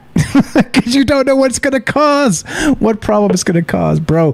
I don't know, man. I think we're in trouble. I hate to be glass half empty. I'm a glass half full guy, but if they keep doing this crap and nobody stops them, again, like Joe said in Florida, he lives in Florida, and that's where they dropped the first batch of these GMO mosquitoes in the United States, was in Florida. Now they're like, oh, like nobody died of famine, so we did it in California now too. Like, oh, okay, all right, this is fine. Well, the problem with that is they're putting bugs out that the birds can't eat to survive on. It's just they're thinking of crops for us, but you got to have the birds, because the birds eat seeds and they replant trees. When they go to the bathroom, the seeds are in that. They can replant trees that way. Yeah, it's all part of it's literally all part of like a, I don't know, you could even call it like a billion-year cycle. Depends on what you believe, right? But I mean, these are not things that like emerged overnight. This like perfect balance of things didn't just emerge overnight. This is a long-ass process of like trial and error and like nature kind of bouncing itself, checks and balances off of each other in a natural way to get here. So for us to like just change it overnight in a season or 3 or 5 or 10, no, it's ridiculous, man. It's ridiculous. And yeah, what can you do? I don't know. It's around here. People don't use, try not to use insect spray in their house. I do some because they get in my house. But for the most part, because around here I have red-breasted robins, bluebirds, or all over the place, and they're in the yard eating bugs everywhere. So I'm careful about how much I do or don't mow my lawn. Because the taller the grass, the more bugs you're going to have, the more birds can eat. And between 2 properties, they're all over the place, So people are forgetting the balance. Also, you have to start recognizing where they're doing this and what states they're doing it in and what states they're not doing it in. Yeah, well, exactly, and I think in these cases, right? So we got Florida, California, and it's happening in places where mosquitoes are prevalent, right? I mean, so, Southern California is probably super warm, and you got a lot of mosquitoes, standing water, the rest of that stuff, right? Same thing with Florida, like they're not doing it in like North Dakota, for instance, right? But there's not a ton of mosquitoes there. For instance, oddly enough, and I love this about Las Vegas, by the way, we don't have a ton of mosquitoes. And you know why? Because there's not a ton of standing water because it's the frickin' desert. So there's not like, we don't have that like huge mosquito cycle of like standing water, like swampy areas. They lay tens of millions of eggs and there's mosquitoes everywhere. That's one of the things I do enjoy about Vegas is like, there's not a ton. We have them, but there's not a ton. And so, yeah. I mean, but that's the whole point, right? Like you got to understand that this, we know this, we're talking about this, but like scientifically speaking, everything is in these like tiny silos of specialism. And well, what about like generalists? What about that generalist idea of every single thing you do in an open environment, whether it's going to be the desert or the rainforest or a swamp, those things do come together at some point and those ecosystems do interact. So if you just like kind of do things in a vacuum of like, oh, well, we'll fix the swamp. Well, sure, fine, fix the swamp. But like, you realize that like there's some natural like process going on there that should be a thing. It should be allowed to happen, right? Like, I don't know, like perfect comfort does not exist. And well, here we are talking about it. You're the best, bro. I appreciate the phone call. As always, go ahead. What's your final thought? We're running out of time here, but go ahead. Okay. Well, in Virginia, I come out in the early morning in my yard or in this area. It sounds like a freaking, it's just birds everywhere. And we have mosquitoes and all that, but they're keeping a balance in the bugs because you can see the birds pulling worms up out of the ground and eating stuff. And they're done halfway through the day. They start to, taper off. Because they're out here in the morning eating the bugs. So we're in this area, they don't really tamper. The people generally don't tamper too much with that because that's what the birds are for. And you just learn to work within the nature, work within the nature part of it or the balance of it. And you have to deal with a certain part of it because you're going to have a mosquito land and bite you or something. But if you allow nature to do its thing, there is no problem. And down in Florida, if you start messing with the bugs because of all the citrus and all the stuff they're growing down, they're putting chemicals on it. That's killing off the bugs, and there's a lot of birds. So they're going to put the bugs back in, but the bugs are putting back in, the birds can't eat, and then the birds disappear, and then the bugs start building back up because there's no birds to eat them. It's just you got to slow it down. Slow it all down. And I agree with you 100%. I think that's part of the problem, right? It's like, if you want to do an actual scientific experiment in like a gigantic ecosystem, which is literally the entire Earth, you can't just do it season by season and change things. You got to do something and wait, right? But humans are not good at waiting. I'm terrible at waiting, by the way. I hate waiting, MJ. Do you hate waiting? I hate waiting. I hate waiting. I ain't waiting. I've been waiting all my life. Get in line. MJ, shut up and get in line. You're the best, brother. I appreciate the call. Have a fantastic night. Always a pleasure. Talk to you soon, my man. All right, take care. Bye-bye. Thanks a lot. You too. 702-957-1037. Check this out now. Now this gets weird, right? You want to talk about how this gets even crazier, right? Let's go to X-Files real quick. You guys, we're going to skip to the fiction part of the show. We got a few minutes left. So check this out. You guys remember the bees in X-Files? A shout out to the mighty Rohan out there. We chatted a little bit before the show, trying to get an idea here. And he's like, hey, what about the bees in the X-Files? I'm like, yeah, that's fantastic. Look, this is from the X-Files wiki. You guys remember this? The bee, right? Bees in the X-Files are also part of the infection and spread of the smallpox and alien virus disease experiment and attack, right? You guys remember this? Yeah. Let's see. Bees have venom sacs and stingers, etc., so on, blah, blah, blah, right? So what they did is they took these bees and they genetically modified them with an alien virus. An alien virus, right? Alien, like actual, like the black goo or whatever, right? Like literally alien, like you would expect, like little green men, or even worse, right? Okay, and now this is also part of the problem with this, right? This idea of genetically modifying things here. Check this out. They've got lists of these, the pros and cons of like actually genetically modifying mosquitoes. Check this out. Let's scroll down a little bit. This gets nuts, right? Here's the problem. Here's part of the problem. Okay, right? Pathogens are known to be adaptive. Numerous bacteria have become resistant to antibiotics over the past 7 decades. Some bacteria are so difficult to treat because of their ability that they developed from drug exposure. In the United States, about 2 million people are infected by antibiotic-resistant bacteria every year. About 23,000 people die each year because of these infections. Genetically modifying mosquitoes might change disease transmission habits today, but what about in future generations? It is entirely possible that future diseases transmitted by mosquitoes could follow a similar course of resistance. And literally, this is what I'm talking about tonight. This is literally where we're at, because look, you can experiment in a small environment. All right, you can do this. And you can even extrapolate through data what you expect to happen over season, okay? But you cannot dump millions of genetically modified mosquitoes into an open and completely, we understand a lot of it, but not totally understood ecosystem, and expect season by season for this to be okay. This is fine. This is fine.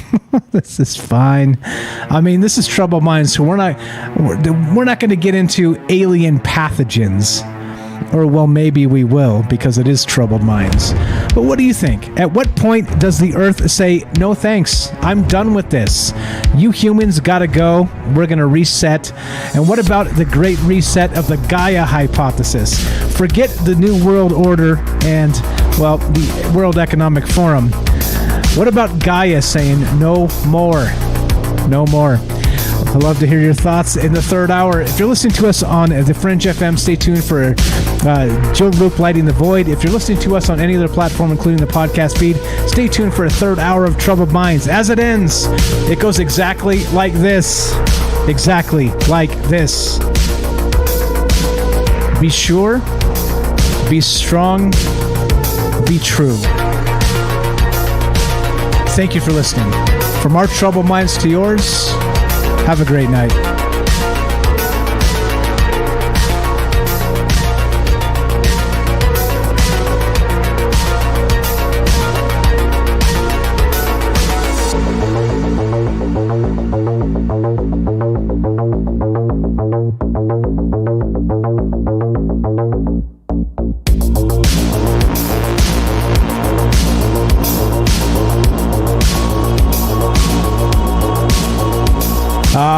Have a good night, Fred. Thanks for hanging out with us, brother. You're the best. Fred in Arizona, been a longtime friend of mine, longtime friend of the show. He's one of those OGs. He's been here for a very long time. And what's up, Fred? He's looking forward to retirement coming up at the end of the summer, and he's going to be able to stay up with us as late as we want, as late as he wants. And thanks for that. Just have the timer up because I want to show you how deft I am with my managing the radio timers, because I'm fucking good, guys. I'm fucking good. Fucking good.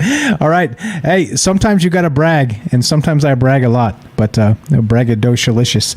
All right. So here's the deal, right? We're going to keep on trucking. We're going to keep on talking about this stuff.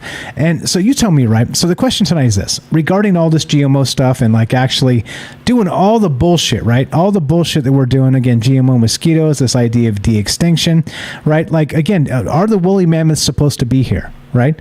That idea of de-extinction, again, coupled with GMO mosquitoes. So mosquitoes are supposed to be here, but what if we extinct them, let's say, unnaturally? Let's say it works, and let's say in 10 years, there's no mosquitoes on Earth, right? Think about that. I mean, that may be good, right? That may be good. However, right? It may be fucking disastrous. Remember, go back to Mao's China, right? Mao's China, and that idea of killing all the sparrows. They're like, again, right? Like it's so limited human thinking where you're like, okay, what's the problem? Well, the sparrows are the problem. They keep eating the grain. All right. Well, I got the solution. Let's just fucking kill all the sparrows, right? So they did. What happened? The sparrows were also eating and keeping back the locusts. So what happened when they killed the sparrows? Yeah, that's right. The locusts destroyed their grain. And what happened? 15 million people estimated died of starvation. You see what I'm saying? Do you see what I'm saying here? Like, there's a problem. There's a problem that, again, we have literal examples in history of how short-sighted we are making these stupid fucking decisions. And yet, what do? We keep making these stupid fucking decisions. It's mind-boggling to me. So the question, right? We're going to keep on trucking. We got more. I got more to talk about. We're going to get to the birds flying into the buildings. What's up, Night Stalker? Shout out to you. We're going to get to the bizarre-ass animals and the way they... what are they doing? What are these animals doing? I have no freaking idea. Like, it seems like there's something up with the animals. And again, this show tonight, inspired in part by the Night Stalker. He keeps posting in the Discord, hey, look at these animals. There's something up with these animals. What are they doing? They're not even acting like animals anymore, right? That, like, they are at some point not even the way they're supposed to be. So what's happening with that? Like, are we affecting the animal zeitgeist of how they actually respond to natural phenomena because of us? Because we've broken a bunch of shit, right? And because it's so broken that, well, at what point, once again, is Mother Earth sick of our shit? All right. What we're going to do is we're going to take a 2-minute break. We're still taking your phone calls. What do you think about this? Is there something to this? And so the question becomes, right? At what point do you think Mother Earth gets so sick of us, she does shake us off like a bad case of fleas? You tell me. Love to hear your thoughts. Let's smash the button. Let's take a 2-minute break. I got to go get some more. Let's shut up, Michael Strange. Shut the up, Michael Strange. God damn it. Look, Mike, I'm talking. All right. When I'm talking, don't interrupt me, Michael Strange. All right. So you tell me. Look, this is the thing. I don't know the answers here, but I have a hunch. I have a very strong hunch that we are not helping ourselves by literally going after what? Going after, like, nuisances, going after, I don't know. Like you tell me. I don't have these answers. I'd love to hear your thoughts. One more time, 702-957-1037. Click the Discord link, troubleminds.org. More maybe juice for me. 2-minute break for you. I'll be right the F back. How does this work? You tell me. When does Mother Nature get sick of our shit? Be right back.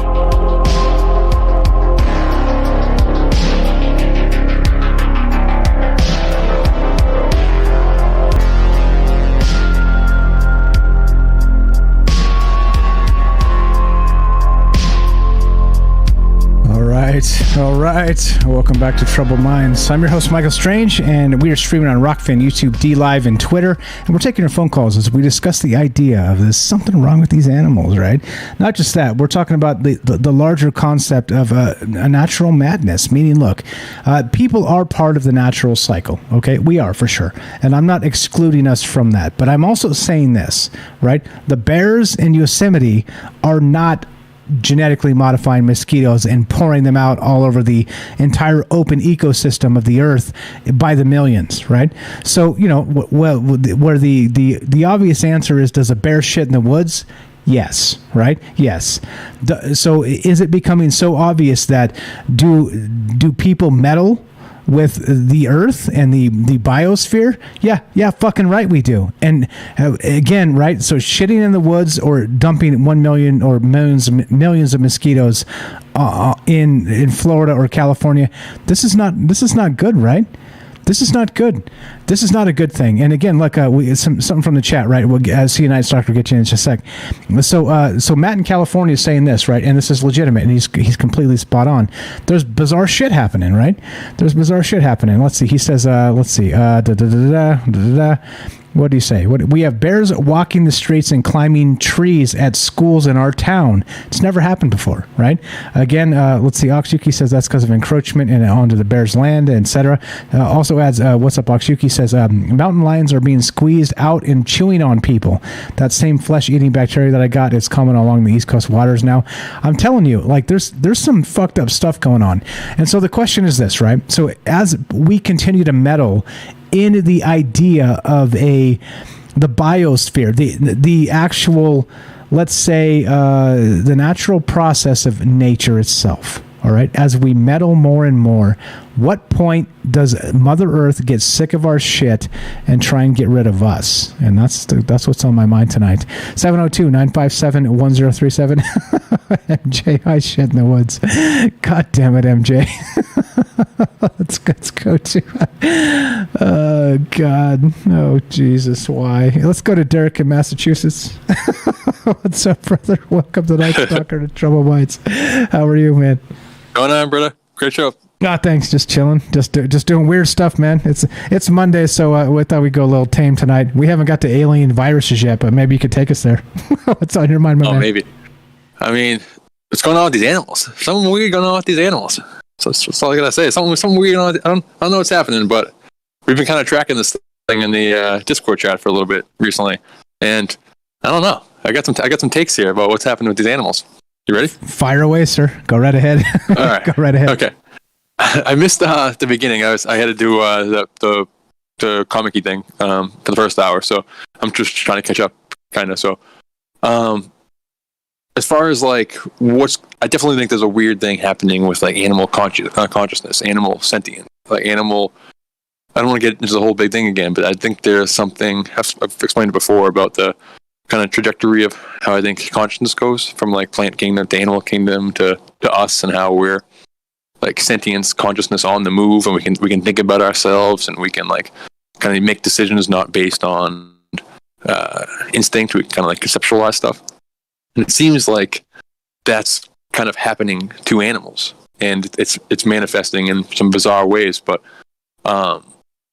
overall, I think kind of what would happen if, or are we kind of transitioning to a new phase of consciousness? Or are we like occupying a new role in this consciousness-free kind of the trajectory of how consciousness is kind of formed?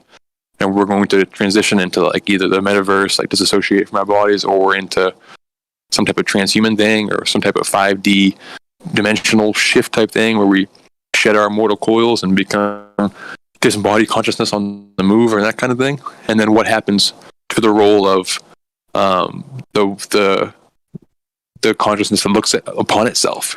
Will animals start to move into that role? Like, will they start making weird decisions not based on just natural evolution and stuff? Are they going to start plotting revenge and these kind of things? And I would say yes. I think these things are happening. I have one page here in my notes under weird animal stories or smart animal stories. I'm just going to kind of rattle through a few of these things over the past like couple months here. Sure, go ahead.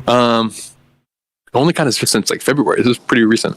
We had one story from Gizmodo about orangutans got suspiciously close to inventing stone tools. There's all kind of like videos and stuff for people saying that there's since like 2018, 2017, there's been rumors of chimps and monkeys entering their own kind of version of the Stone Age, and there's people criticizing it, saying, no, they're just trained chimps that can do all kind of really weird stuff, and they're not actually picking up these stones and figuring it out on their own. They're just kind of repeating what they're being seen, and they're not conceptualizing anything. They're not really understanding what they're doing. They're just mimicking.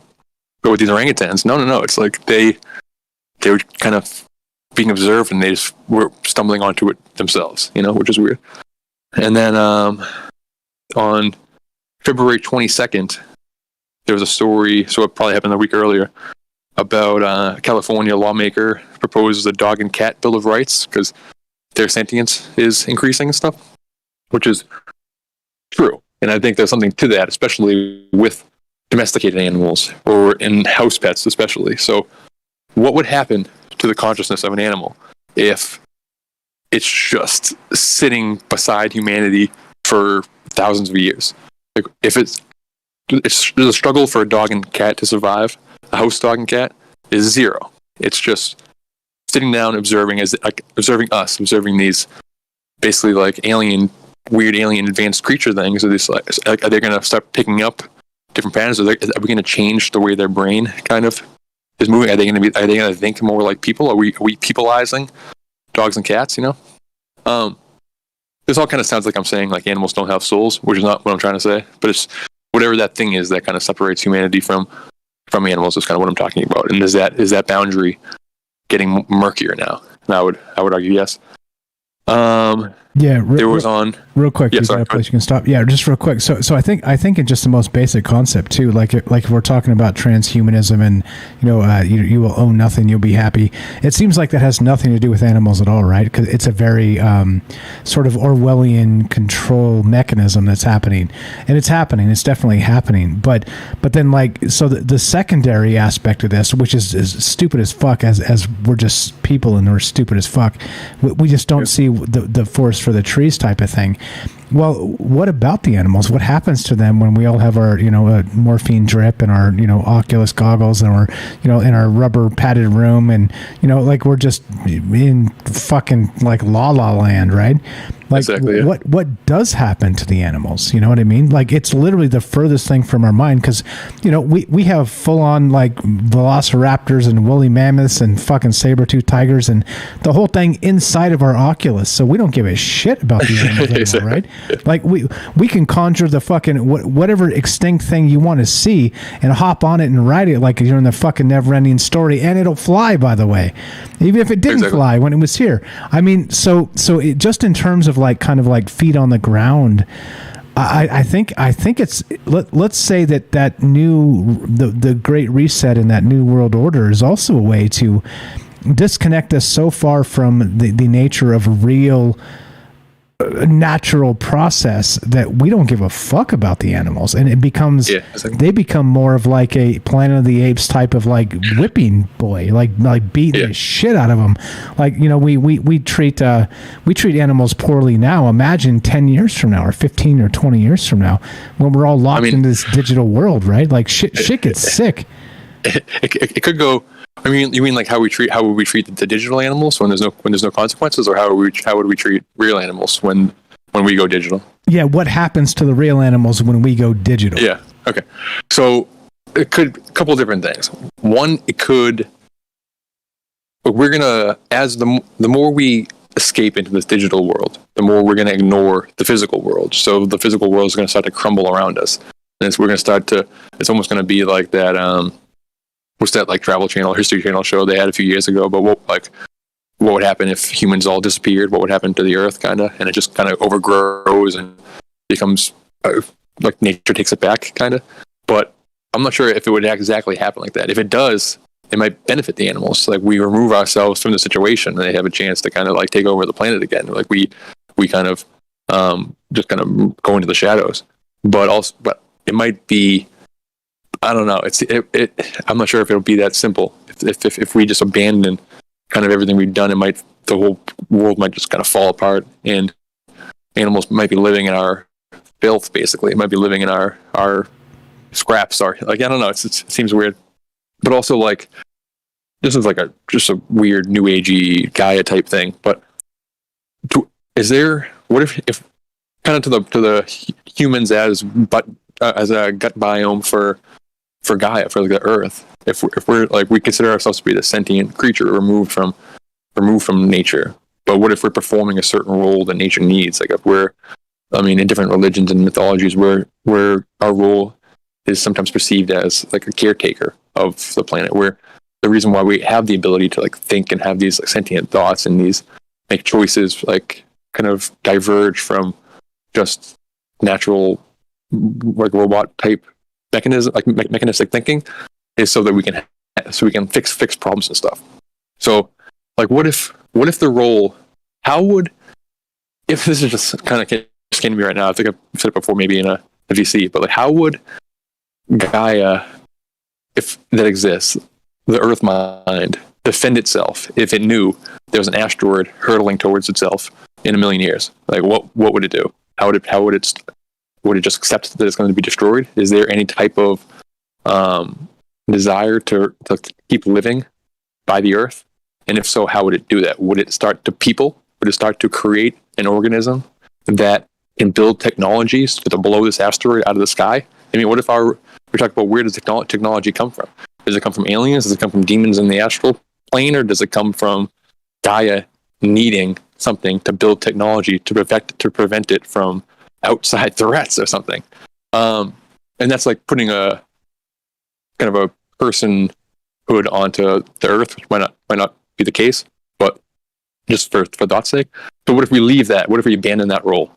Will something, that's the consciousness idea, is like, will something fill that role for them? Will apes take the leap to start? Is it like in an alternate Planet of the Apes type scenario? Did they evolve because humans just like took off? You know, did we evolve? Are all these old ancient structures, are they old humans, or is it just some super advanced society that took off and is living in their scraps for 1,000 years, boosted our brain? That's the real magic mushroom trip that boosted our consciousness and stuff. You know, I'm really rambling bad. I know, but what are you talking about? Hey, we're talking here. No, you're fine. No, but that's the whole point. So I think it's fascinating. You describe it as like so what would Gaia, Mother Earth, do as a mechanism to defend against an asteroid? I don't think it would. Yeah. Honestly, I don't think it can. Yeah. I think it's one of those situations where it reacts to the stimulus it's given, and so it can't stop the asteroid from hitting it. It's like it's destined, right? It's destined to be. And not only that, it's not the first rodeo for an asteroid or a comet or whatever. Like even a fucking moon or another planet hitting the Earth, it's been there, done that, right? Like if you go back billions of years, this shit's like old hat to Earth. So Earth is like, you know, like the dinosaur thing, right? That whole like Chicxulub impact and all the rest of this shit. It's you know, it's been there, done that. It doesn't do a thing to the Earth in the mechanism of balance because it tries to achieve balance somehow, right? And so given if it takes 1 billion years for it to do it, it'll do it, right? And it doesn't care what comes in the way of that. It has to make it happen, right? It's a challenge. It's a long-term challenge. It wouldn't do anything protect from a life extinction level asteroid event, but if there is some type of animalistic instincts that you see, like an animal is going to run from a antelope is going to run from a tiger. It doesn't want to be eaten. It doesn't want to die. There is a things want to survive. Like life wants to keep going. So if there is some type of life that Gaia has, and it knows it's not just a dinosaur extinction level event, it's a below the Earth out of the sky type thing, will it react? Is that the reaction? And will it know in advance? Like, I don't know. Like, so I mean, things get blown out of the sky all the time by asteroids or something. Things are exploding all the time. But is it animals also die all the time, but they don't willingly die. They fight for it, you know. So it might have made an attempt to survive and just didn't do it. But what if one attempt is, okay, let me just shield myself in this technological armor, and because time is probably different for a tree and probably much different for the Earth as a whole, its instant reaction might be evolving people over 1 million years. You know, I don't know how we got in this tangent, but I think it's kind of an interesting little thought experiment. No, it's good. That's the whole point. That's the whole point. That's the whole point. Man. We're supposed to range far and wide because if we're not doing it right, this is the whole idea, right? Of that whole, it's like the siloed specialist, right? It's like they're so fucking concerned about like one thing that happens in this tiny slice of life that like the entire fucking thing is happening around them, and they're like, I know the answer is GMO mosquitoes. We won't get we won't get bit anymore. You're like, you fucking knuckleheads, are you shitting me? Like, think one step outside the laboratory and just go look around you. Like, holy fuck, there's so much out there that's happening that you have not even considered beyond your fucking lab or making money, right? Yeah. Like, we have to range far. It's our specialty, Derek. We range far and wide. That's the point. That's the whole point. Yeah, don't apologize. Go right ahead, sir. I heard the beat behind me, so if anybody's there, just cut me off. But to bring it back to more down to earth, more to what the kind of topic is, will GMO mosquitoes affect the natural world, the ecosystem? Yes, 100% yes. Do I know how that will manifest? No. But we talked about the idea of the trophic cascade before, and how inserting or removing things from an environment ripples through the entire environment. And there's that one viral video, probably if you just search trophic cascade on YouTube, you'll find this like 1 5-minute clip where it talks about introducing wolves into an environment, into a forest or whatever. And the wolves eat the beaver, or the wolves eat something which affects like the beaver's food source, and it just goes down the food chain. And the beavers probably are farther along in the food chain, but then because they're affected, they don't dam the river in the same way, or they do dam the river in the same way. But the crux is introducing wolves into an environment ripples through the entire environment to the point where the rivers change. The flow of the actual rivers, the way the environment literally looks and moves, is different just by the injecting of just wolves. So the idea of just creating a new species out of mad scientism, that's, who knows what that's going to do, and then who knows like what.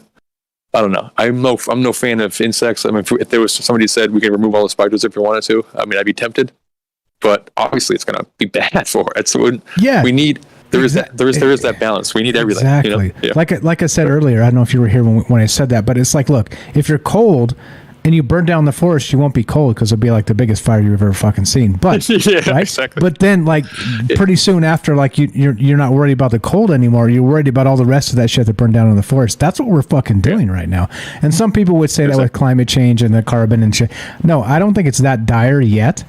Look, if it was that fucking dire, I live in the goddamn desert, right? Like, some of the hottest places in the world are right here next to me. Next to fucking me. I've been there.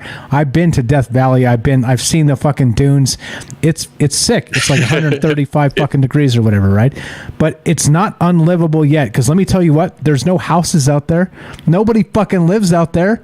Like, as much as they want to tell you, right? They want to tell you that, but it's not the case, right? Like, there's places in Saudi Arabia that are hot as balls too. But I mean, not that much hotter than what we got right here. Where I'm at, I'm in fucking Vegas. Bullhead City, Arizona is a hot as balls in the summertime, like 125 degrees, right? 125, it's hot, right? But like, not unlivable yet. We still have air conditioning. We still have all the things that make it livable. So in those cases, right? Like, that's right. We've adapted. We've turned into the things. But I don't know. I don't know how I got onto this, but I think it's more important, like, talking about the animals, like that whole. For sure. Yeah, back to that. Say shut up, Mike. I got something No. Go ahead. I go on with just for the lots of these links. They're really hitting like hard and heavy around like early March, and there was a story about magpies being observed removing their tracking devices. They were smart enough to do that. There was a study about horses, and they instinctively knew when the person who was guiding them was making an incorrect decision. They have like they're intuiting. We've seen a jump there. Their consciousness advanced high enough to where they're like, they know our consciousness. They can like read our minds almost. There was a story early March about octopuses using trash to like create their own things. Like they're taking what we are shitting out and they're creating stuff with it, you know.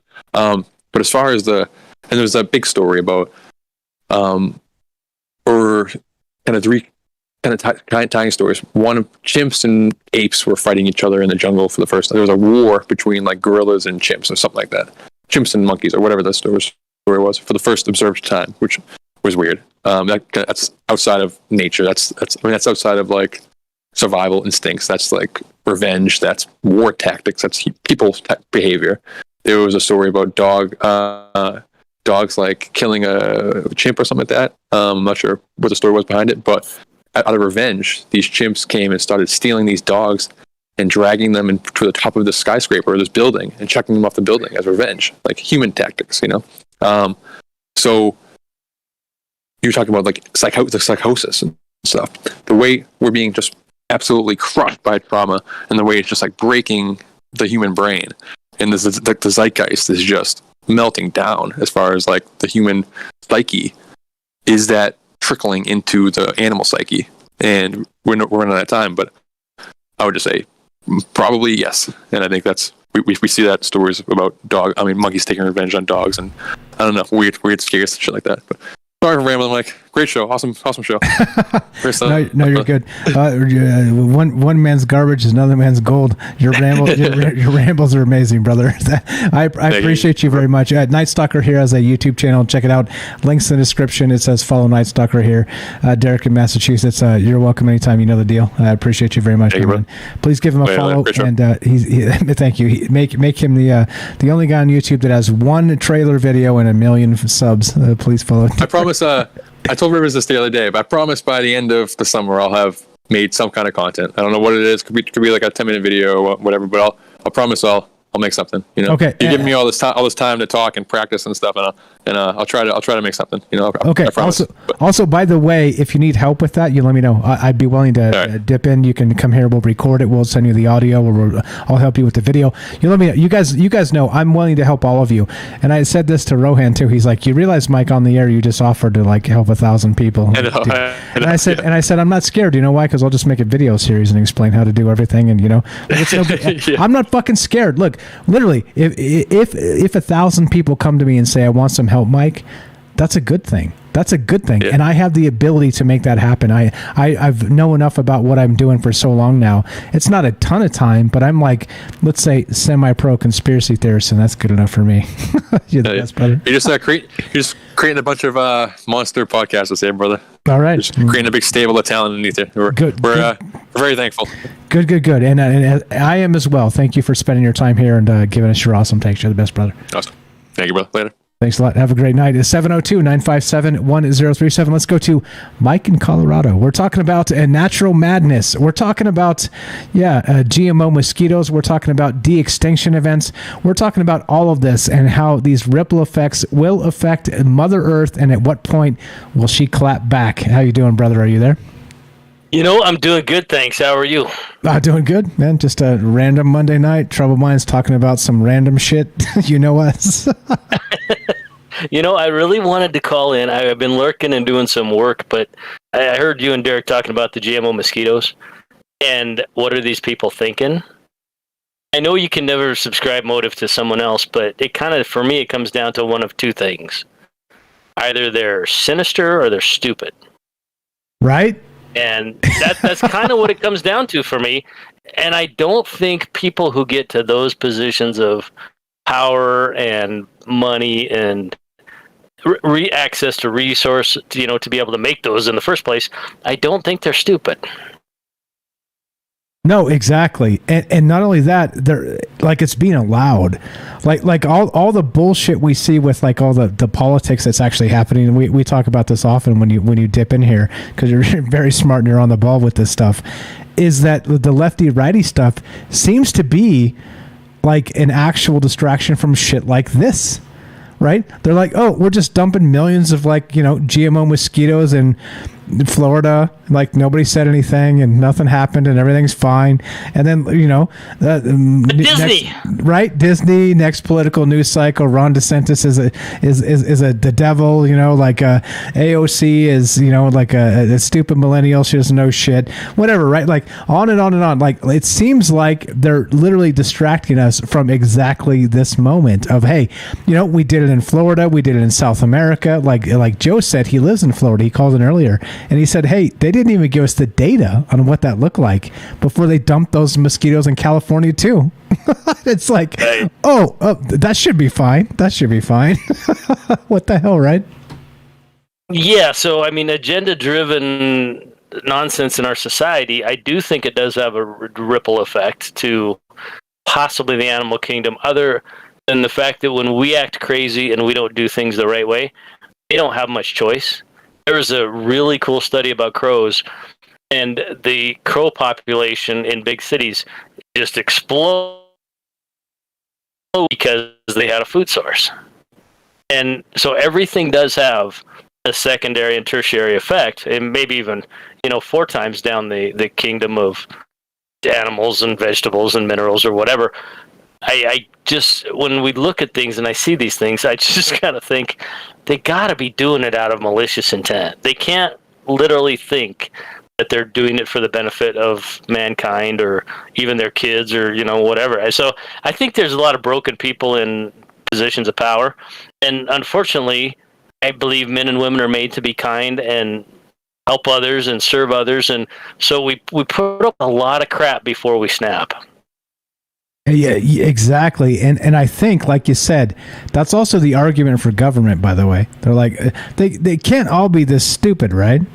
It has to be some sort of malicious intent. And I agree with you. Like, they're obfuscating a ton of stuff and making us believe the Kardashians actually give a fuck about what kind of shoes, like we care what kind of shoes they're wearing, right? But then also, like the AOC is a knucklehead, and Ted Cruz is the devil, or Ron DeSantis or whatever, right? Like, it's literally, I think this is what it's about. They're literally like setting us up for the great fall, whatever that is, right? Whatever that becomes, because the more the system churns and sort of obfuscates the idea that we're literally just crapping on the natural world, right? We're becoming that Elysium future. They're talking about literal like hotels in the sky now, like actual like orbiting the Earth hotels type shit, right? Who do you think's going to be there? Algo? Who's not me. Not me. I can't afford that shit. You can't afford that shit. We're regular ass people. We're salt of the earth types. We don't have that kind of money. And so what'll happen, right? We'll be stuck in the Elysium future, if you guys haven't seen that movie with Matt Damon, where the fucking world is just destroyed. We're all living in squalor because that's all that's left. The animals are like become mutants because they're all they're all like genetically modified. The whole ecosystem on Earth is broken, but all the elites have just buzzed off to like in orbit. They're like up there in like resorts and swimming pools, and yeah, that sounds legit, right? Do you think that's the Agenda 2030? I mean, shit. What year is it? 2022? We got time to make that happen yet? Because it seems it seems like Agenda 21. Yeah, right. Yeah. Agenda 21.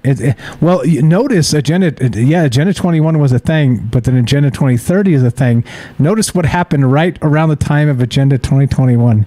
It catapulted us to super fast. It changed the pace for sure, right? Yeah, it did. And I think I kind of try to look at it like the mechanical industrial revolution, but because that had a huge effect on society in not positive ways. And dirt poor and white slavery and all the stuff that went with that. And now here we are on the next turning, as it were, the fourth turning of our society. And it does appear that the cashless society social credit score system is in our immediate future. I don't know. By 2030, I don't think there'll be palaces floating Elysium. But I do think by 2030, we're probably going to have those who comply and those who don't. And kind of like Demolition Man. Oh yeah, good old Demolition Man. Are we there yet? Are we there? Or it's like you're the stupid kid in the back seat. Like, are we there yet? They're like, smack you. Shut up. We'll tell you when you're there. You'll be right. Hog tied and laid in like squalor. Then we're there. And I think the people that Bill Gates and Klaus Schwab serve are the ones driving the car. I don't know who those people are, but I hope that there's enough natural instincts and moral compass in men and women. Them together, lock arms and then we have either a big battle or they give up and push it down the road. I don't know what's going to happen. It's just crazy as hell out there. Hey, we're I think not to plan, by the way. I think they didn't expect this inflation bit. I think they didn't expect a housing bit. I think they didn't expect a lot of things. It seems like they're caught off guard, right? Because you could kind of maybe milk this down the road if this was not a real crisis. And so I think that if your timing isn't just perfect, you may get that clapback. Like I'm talking about the Mother Earth as a clapback. What about the human zeitgeist as a clapback to the elites of the world, right? And it does have that rubber band effect. I think we see it. I don't know what Earth is. I don't know how it works, or I know what it can do, but I don't know how and what takes that tipping point. But I have seen in societies when there's enough hunger, people do things. When there's enough oppression, people do things. And literally, if you walk around America, we're not hungry and we're not oppressed enough. So not yet. It's not yet. Not yet. Well, thank you so much for having me on. You're the best, bro. You're the best. I appreciate you very much. Mike in Colorado. Hey, we got to meet up sometime, eh? We're close enough. We're pretty close. There's a meetup in June out here east. If I could get to Vegas, it would be after October, after the racing season is over in Colorado. So October's not too far away. I don't think it'll be too late, but it could be close. I might be running to the desert before then anyway. Who knows? Yeah, it's all. Yeah, right. Exactly. Like if it all collapses, man, maybe we'll meet in the desert, Mad Max style. We're like, wait, is that you, Mike? I know you from somewhere. We're all wearing goggles and like cut off shorts and shit. Yeah. All right. Let's hope that doesn't happen. You're the best, bro. I appreciate the call. Wait, that's Michael Strange. Yeah, don't kill that one. Don't kill him. Don't get him. Don't He's get on him. our side. Exactly. Hey, buddy, I'll talk to you later. Appreciate it, bro. Have a great night. Algorithm here. Check him out. He's got a YouTube channel, just like it sounds. ALGO space RHYTHM. And yes, I can spell rhythm by myself without checking. Mike in Colorado, great stuff as always. He does this thing over on his YouTube channel as well. So go give him some love. Links down in the description below. And always a pleasure. Go. Yeah. Robert says Mike sounds like algorithm. It is algorithm. All right, so we're still talking about this. What do you guys think? Like this is one of those ones where I think the world.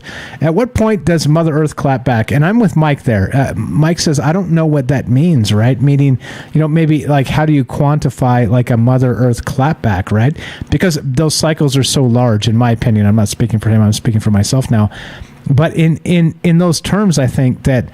I think that the Earth at some point will get sick of our shit, right? Like we think that, like, imagine. So for instance, right? Like Derek was saying, like we get hit with like a comet or something, like turns into like a worldwide catastrophic event. The Earth will just be like, whatevs. Like the Earth is not here for us. Like it's not. Like it seems like it is, right? Because we're the actual hubris of humans. We seem like.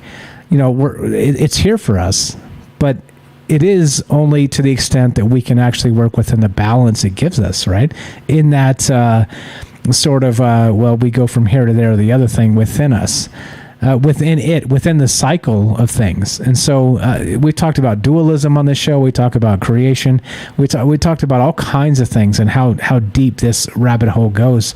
But at what point does the Earth say, fuck off, I'm done with you guys, and shake us off like a bad case of fleas, right? And again, right, it's gone through many cycles as far as we're aware, as far as we can tell, geologically and all the rest of this. Like I said, you can't believe all of it because, of course, science is still in its own, specialized niches, and that's okay. But also, by the way, like you also can't just live in a specialized niche, or else, you're just a specialized niche. So, yeah. Anyway, what's going on? 702-957-1037. 437. What are your thoughts on this? We got a few minutes left, 20 minutes or so. We got James has been waiting so very patiently. James, you're the best, brother. James in I was going to say Michigan, but that sounds wrong, so I'll just say James in Michigan. Thanks for being patient, man. He deferred to not only Algo, he deferred to the Night Stalker. Salcedo Paranormal, welcome to Troubled Minds, my friend. How are you tonight? I'm okay. Can you hear me? Loud and clear, sir. Your audio is always boom. It's almost like you do this a lot. What's going on, my man? Oh, I usually do, except for when the power goes out. Oh, right. Yeah. Was that okay? You didn't. You survived the Great Freeze, the Great Reset, or whatever. The Great Power Breaker Reset. the great mild wind that did something or other out there. I'm not sure what exactly happened, but yeah. So, but no, it was fine. I'm just glad I got back in time for this show at least. I didn't miss all the shows today. My gosh. Nice. But yeah, great calls all night through, including Algo's. Couple things. I guess the first thing is I do agree with Derek. It does seem like there's something going on with animals, and it just makes me wonder if maybe there is some kind of different scale that consciousness develops within them that maybe could explain why they seem to be changing. I do think part of it could be what the effects that humankind is having on the planet. I think that's definitely a big part of it. But I wonder if that's all of it. Just because of some of the things, again, some of the articles Derek mentioned, just very interesting stuff. So that's one thing. The other thing is, I don't know much about what, like you said, what nature would do to counteract whatever humanity is doing. But this seems to me like what could eventually happen is we'll end up getting basically new mythological creatures that are made by scientists. That's where we're headed. That's where we're headed, right? Them. So that's exactly the point, right? So it's perfect to round this all up, James. Now look, in the case of like the woolly mammoth, we can't bring it back, right? Because like the case of the rat, right? The Christmas Island rat, they have like these other rats that are very genetically similar, but they still won't be able to bring it back perfectly. So a woolly mammoth would be a Frankenstein, right? It would not be as we expect it to be because we don't have the full genetics of that, right? And so in those terms, what happens, right? It's like Frankenstein monster after Frankenstein monster after Frankenstein monster after GMO mosquito after GMO ticks after GMO this after GMO that. You see, right? Like shit starts to add up, man. This is not an accident, I don't think. Well, if it's an accident, what do you think, James? Do you think that we're as a human species, we're incredibly stupid, or we're incredibly insidious, like Algo was saying? What do you think there? It's I don't know, because if you look at the news enough, you see quite a bit of stupidity on display around the world. So it's hard to. I don't know. I almost hope that it's more of that than the whole sinister side of things. I also don't think it's ever completely one thing or another thing. I'm sure it's a mix. But I'm just already seeing, like you mentioned, those floating hotels up there in space, and these people looking down on Earth watching their creations just controlling or destroying everything. Yeah, and by the way, too, that they say that the estimate is by 2025 they will actually have a smaller version of a floating hotel in space, and then shortly thereafter, a year or two later. So I think by 2030, by their estimates, again, let's even tack a couple years on that because, like PR estimates are usually trash. But let's say I think by 2030 we'll have a big enough space station to ship I don't know, let's say Oprah Winfrey, let's say Bill Gates, let's say Elon Musk. Though I think and again, correct me if I'm wrong or tell me I'm stupid, but I think Elon actually wants to go to Mars. So I don't see him like retiring by the pool in a space station next to Bill Gates. I don't see that. I don't see that happening. But again, I could be wrong, but like I think we have this Elysium future. I think is happening, right? And interestingly too, and notable is like I've talked to people about that movie in the past, and some people have been like, it's racist. Like, what do you mean though? Like, a lot of things are racist, but what do you mean? Well, all the brown people stay down on Earth and all the white people go up to the space station. Like, yeah, totally. But I mean, right, like how many brown billionaires are there? You know what I mean? So yeah, I mean, that's racist for sure.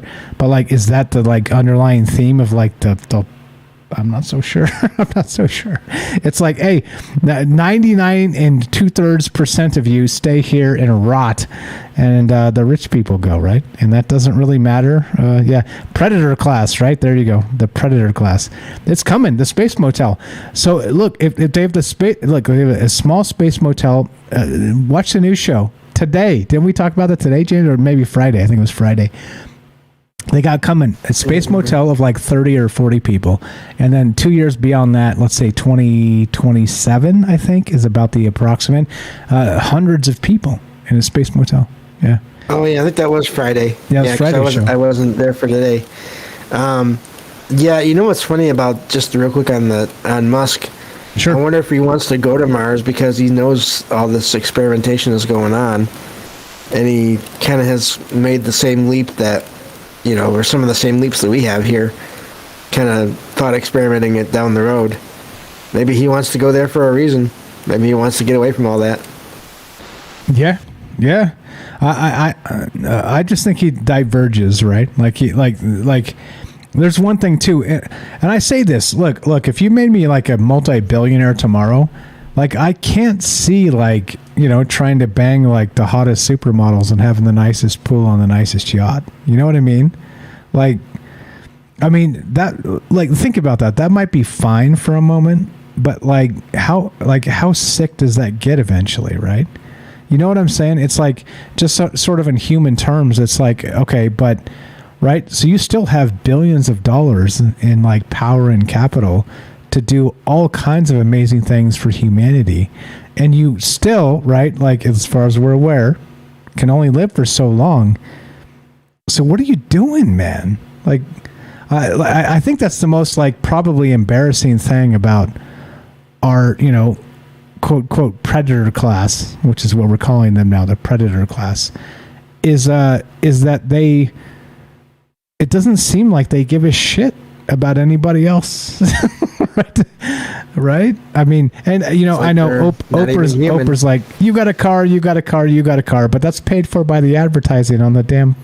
You know what I mean? Like GM or whatever was like, hey Oprah, give away 100 of our cars and we'll we love you, right? They're like paying her to like give away their cars. You know what I mean? It's like it seems benevolent, but it's not. It's not. Let's be real. Yeah, no, it does seem like, and that gets into a whole bunch of other topics in a way, but some of these people that have made it all the way to what they call the top, it just seems like they may have had to do things that most of us can't imagine doing, and so yeah, and so if they're willing to do those kind of things, then why wouldn't they find scientists that are also willing to do whatever they want to, basically make whatever they want or whatever they think they can make? And of course, once they release things out there, how if they're going to interact with other similar species and then breed, that's going to be a whole other layer of mutation on the evolution, if it even works.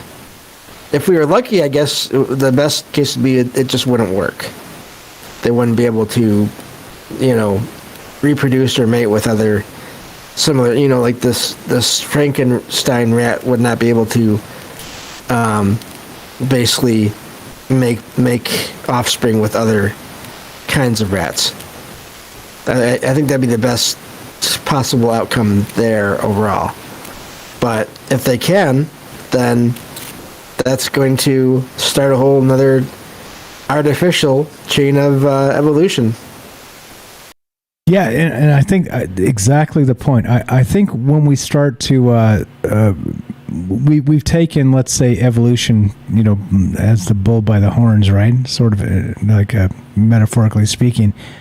What does that become, though? I mean, we end up. I don't know. Like there's so much to talk about there. That's like a whole transhumanism show on the top of this, right? But I think that's where we end up, right? Like we literally kind of eschew Mother Earth and like the natural process for whatever we want to create as a whatever it happens to be, right? And so just real quick too, there's the other side of this. I was looking into the philosophy of this. You guys know me, funny enough, my detractors that know me know that I failed philosophy. If you guys have been listening long enough, in college I literally failed like FF philosophy. I had to take it over. But there's a story behind that, and if you know me, you know it well. But if you don't, I'm fascinated in the philosophy behind these ideas, right? And so they call this a plain God fallacy, all right?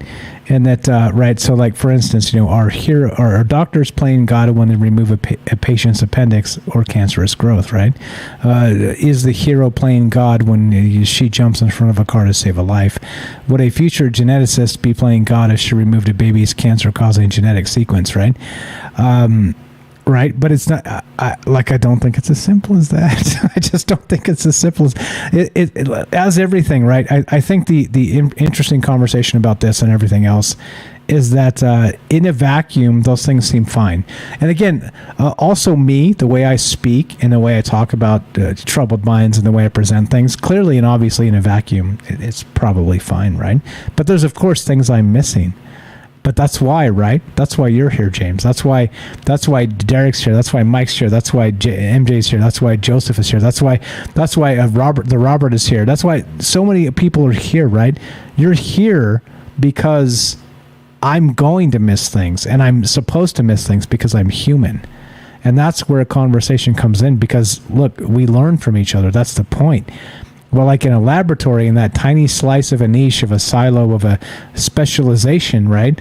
Like they have only like a feedback of academic, what would you call it? Academic, I'm trying to be nice, James. Help me with the word. The academic feedback. I don't know. We don't have to be derogatory. Anyway, what are your thoughts? What are your thoughts on the shit I just said? Because I just said some shit. No, yeah, it's the whole academic and scientific thing. It's hard because I do feel like we need those things. The problem is I don't think we need those things tied to politics or to money, to extreme amounts of money, to the point where they have to do things. These scientists have to do things that maybe they don't even think are right, in order just to get money to keep on going by. In some cases, I'm just wondering.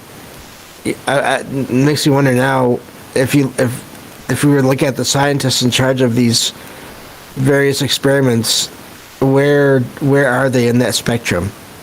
Are they at the top of the science world? They're just doing whatever they want to because they can, or are they being put in a position to do what others want just to get by? I think both of those things happen, and so that's part of one of the scary things about all this.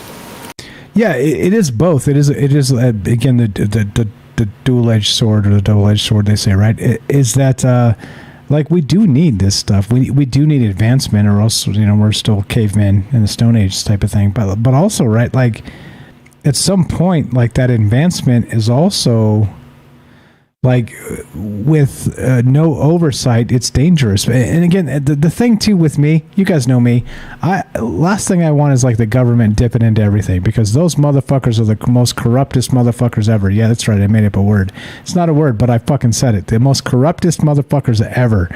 And they just are, right? And it's because they're so locked into these bullshit paradigms of left and right.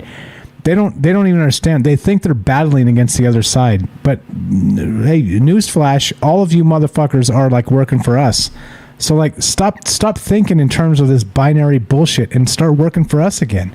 Like, hey, by the way, it's our tax money you're sending to the fucking Ukraine, right? It's our tax money you're sending weapons the world over, right? For people to kill each other. It's our tax money you're bombing brown people in the fucking Middle East and saying it's for our national security, right? Look, and I know there's nuance there, but for the whole fucking point, like the rest of that, there's also not a lot.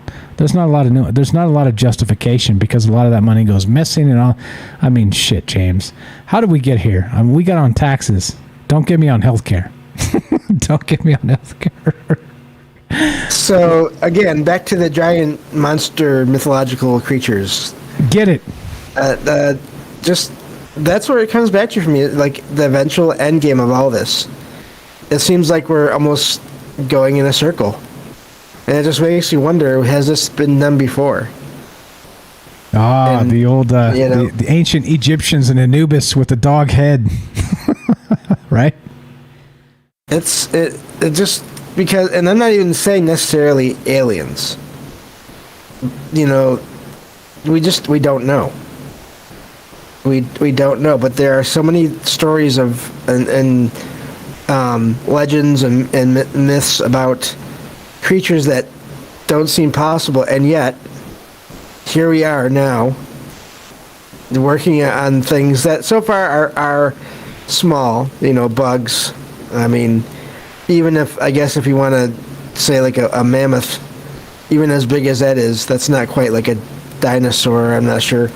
But still, those are like one big thing or a bunch of small things. But that's just a couple of examples. If this keeps on going, I could definitely only imagine what they're going to want to do. The more they go with it. I mean, just look at how so much of what people want to look into is military weapon aspect, or weaponizing things. You think they're not going to want to eventually try to just alter and or create animals that they can just use as soldiers? Yeah, no, exactly. And funny, Algo says in this too, elephants are going to be so pissed if they bring back the mammoth. Right? No, but you're right. Weaponize everything, and that's the sick joke about like humanity is like, oh sweet, new technology. How do we fucking weaponize it? It's like, wait, what? Like, how do we reduce costs and like give more people like a quality of life beyond what they could have imagined in the previous life? How about that instead? Like, why don't we talk about that and think about that instead? It's so fucking unbelievable. It's just here we are, James. I don't know, bro. So the question for you is, and can you give me 30 or 45 seconds? I got more maybe juice to grab, and we got Jennifer on the line behind you. Give me your final thought on this, and we'll go to Jen. So at what point does the Earth clap back? Do you think that like GMO mosquitoes, de-extinction events, again, like, geoengineering, at what point is the Earth says, fuck you guys, I'm done with you, and like create some sort of, I don't know, let's say problem for us. Not to be so doomsday, right? But right, like, does the Earth actually, like, in that of us sort of upending her balance, get sick of our shit and turn it into something that we don't want? I'll be right back. I'm turning you on a speaker. Give me 30, 45 seconds. Go right ahead, James. You're the best. And I know I can rely on you because James here has a podcast called Salcedo Paranormal. I'll tell you all about it when I get back. Go ahead, James. Thank you. No problem. Yeah, I don't know. I do think that it's really hard to tell in a way, just because, again, and I think a couple of people have brought this up tonight, but I'm drawing blanks on who. But our time span is not the same as the planet's time span of existing, obviously. It would take, countless lifetimes to even equal that. So I don't know what it would look like.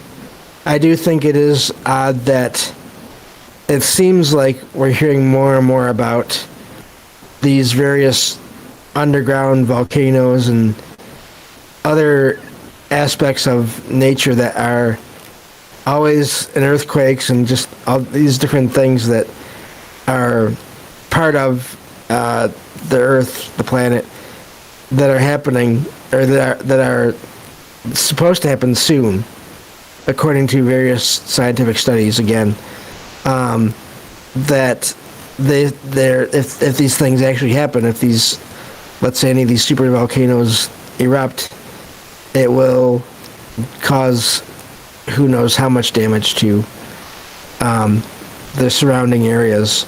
I believe at least one of the, I think at Yellowstone, was it? There's supposedly one of those super volcanoes. Okay, under Yellowstone, somewhere like that. And I'm not sure how accurate all this is, but where if it were to go off, then it could destroy a large part of the country. Yeah, I think it's a good way to put it, right? So look, if Mother Earth gets sick of us and has a bellyache, right? Super volcano. Later, bros. we'll talk to you on the flip. You know what I mean? Like, we'll get back to business as usual a million years from now, and Mother Earth doesn't give a shit, right? And that's what I'm trying to say. Like, it's like, hey, at some point, does it actually just flip? And like we think we're like the alpha dog here, and the alpha dog ain't the alpha dog at all, right? And I think that's an important point too. Again, Elon Musk and the whole getting to Mars situation. I've been saying this for years, by the way. So it may you live in interesting times, but like in those cases of hey. If the world gets a bellyache and the super volcano at Yellowstone explodes, we're all fucked. Like, it doesn't matter where you're at, right? Like, it's just a matter of like when you croak, right? It becomes like a really, really difficult situation worldwide. But that's why eggs in one basket, right? That's eggs in one basket. That's Elon Musk. And that's why, hey, I'm a fanboy. I'm becoming more and more fanboy of that guy, because even if he's wrong, he's got the nuts to say, let's do the thing. And like Oprah's like giving away some fucking cars from General Motors. You know what I mean? Like, it's like, come on now. Oprah, why aren't you building rockets and trying to go to fucking Saturn? What are you doing? You got the money to do this shit. Anyway, let's get the fuck out of here, James. James here has a podcast. Good friend of mine, very, very good friend of mine. Bros, even just don't tell him that, or he'll get all trying to take over and shit. Hey, James, don't get your ego too big, okay? But James, good friend of mine, we're bros. He's got a podcast called Salcedo Paranormal. You can check it out. Links in the description down below. By the way, not only does he have a podcast, he's an author. He's got all kinds of books he's written. You guys can check him out.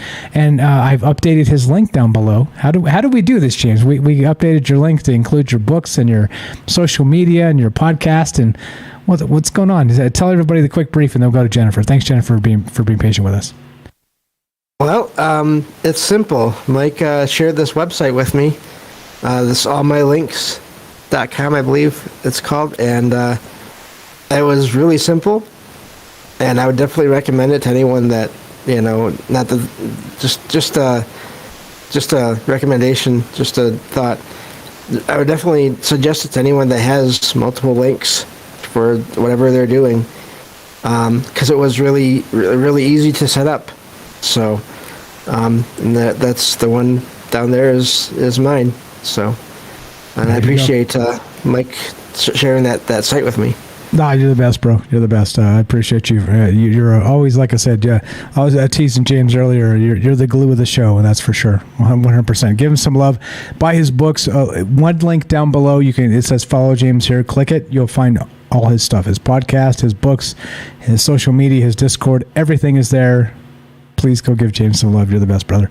Always a pleasure. You can stay right there. You already know. You don't have to leave. So that's let's keep on trucking. You're the best, James. Thank you, man. No problem. Let's go to Jennifer in Missouri. Thanks for being patient and letting James and I bro it up. Welcome to Troubled Minds. What's up, Jen? How are you? Hey, can you hear me all right? Loud and clear. Loud and clear. Crispy, loud and clear even. Okay. Yeah, I'm sorry. I'm calling kind of late. No, you're fine. You're fine. We got time for you. You know, you got time for us. We got time for you. Why they... Yeah, I won't take too long. I just had some thoughts on it, and I waited too long to call in, I guess. But great show tonight. Great calls the whole time through. But when you think about why they want AI to begin with, you know, like why would they want this transhumanism? And we think to ourselves, oh, they want to be immortal or something like that. But on another aspect of it, it seems to me, too, that there's a bit more to that, you know. I mean, just on this one first aspect. AI, if you can meld it with humanity, it makes it a lot more controllable in every way. And the more you put that into every single thing, the more controllable it becomes, because by nature, they aren't actually in charge. These billionaires around the world, there's all these things called like mergers and startups. And if you look into all of that and what these billionaires are investing in, they're trying to meet this ultimate goal of AI technology, like NVIDIA and SoftBank and these things way the world over in Japan, melding with this company over here in Australia, you know, taking over beef factories and controlling the meat market. All over the entire world, there are billionaires and millionaires investing in startups and different companies and everything. They all have these ideas we're talking about with GMO and everything else. And their intention is ultimately this AI technology. But by nature, they aren't actually in charge. And nature could at any moment, and this is the absolute obvious, is that everything in nature, at any moment, any storm, anything at all, anything, they aren't in charge. And even in the nature of humans, they wouldn't be. And in nature, in the natural world, they would be the lowest. These people who just make money off trading stock and buying here and buying there and finding out mastermind ways below them to organize the masses. They would be nothing in the real natural world. And because by nature, they would fall. And they couldn't have their rule because greater people, greater human beings made of something else, they would deem what they're doing, as we are all doing right now. We would look at it and we would say, you know, this is weak and this is selfish and it's cowardly, and take over their rule so that they are, you know, so what they're doing is they're taking this underhanded approach in the background through investing in all these programs and through changing through GMO and through all this stuff so that they can, so it makes us more subservient, it makes us more programmable, and it makes us more predictable in pretty much every way. And what they're trying to do is cover every single base because they fear the natural order, and they always have.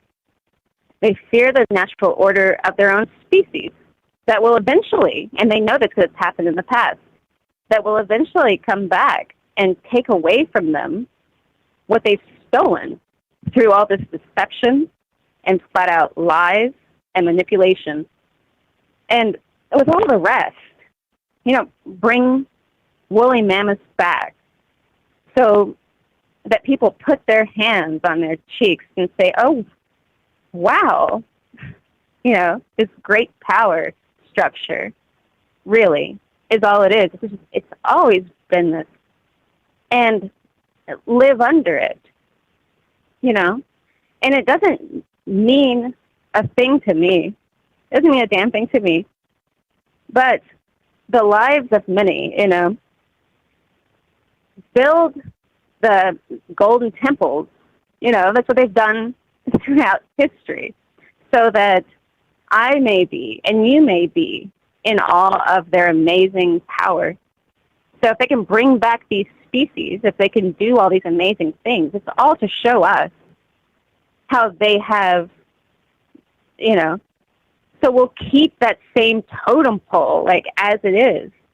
Because what you do must be so great, Everything we're hearing about and all of these, taglines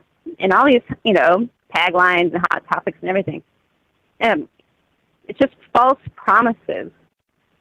And everybody will believe them.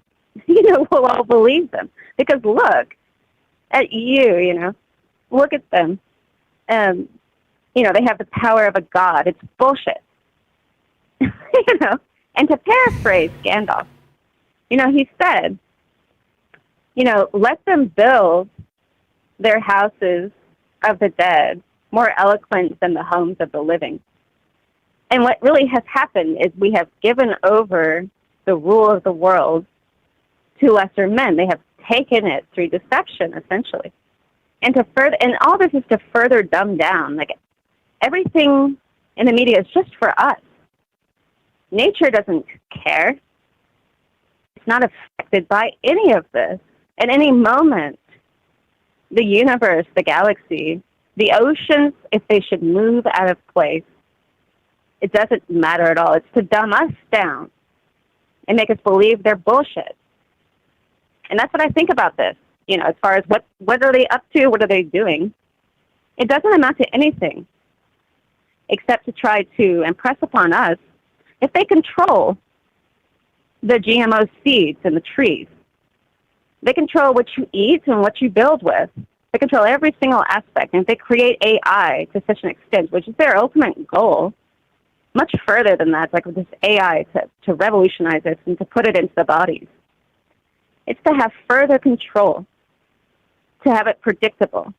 So it's not in the way, and they don't have to be afraid of it anymore, because really what they are is cowards. And they're terrified, as they always have been, that the masses will raise up, or that nature will raise up and take it away from them.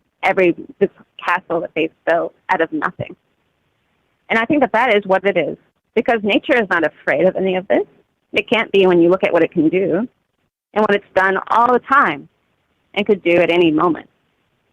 So they are not actually the gods they present themselves to be, with their bringing back extinct species and wowing us with their amazing powers, as they've always tried to do.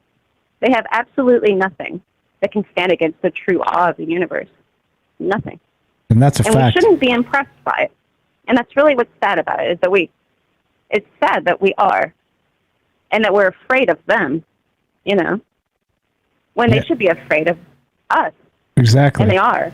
I think they are. Yeah, they are. And that's why they keep going on with all this nonsense. Exactly. A couple thoughts. Amazing stuff as always, Jennifer. So number one, that the inversion, right? I always talk about living in the upside down. So like we are literally living sort of under the inverted pyramid, because they've inverted it in our minds, right?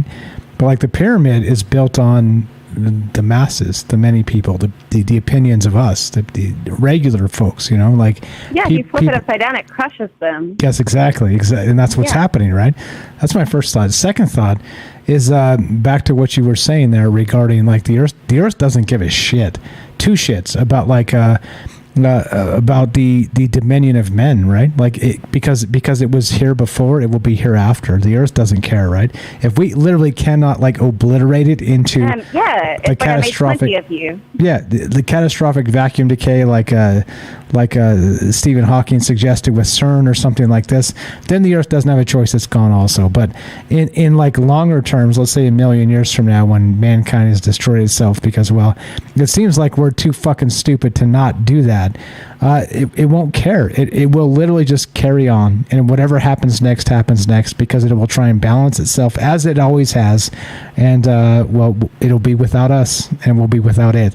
So I want to leave this to you, and I don't know if this is my own novel thought. If it's not, I apologize. But basically this: the ocean does not care about the sandcastles of men. And well, there you go. It will wash us away as quickly as we began and as quickly as we end. And here we are. I don't know what else to say regarding that, but what else you got, my friend? Always brilliant, and thank you for being patient while James and I wrote it up. Well,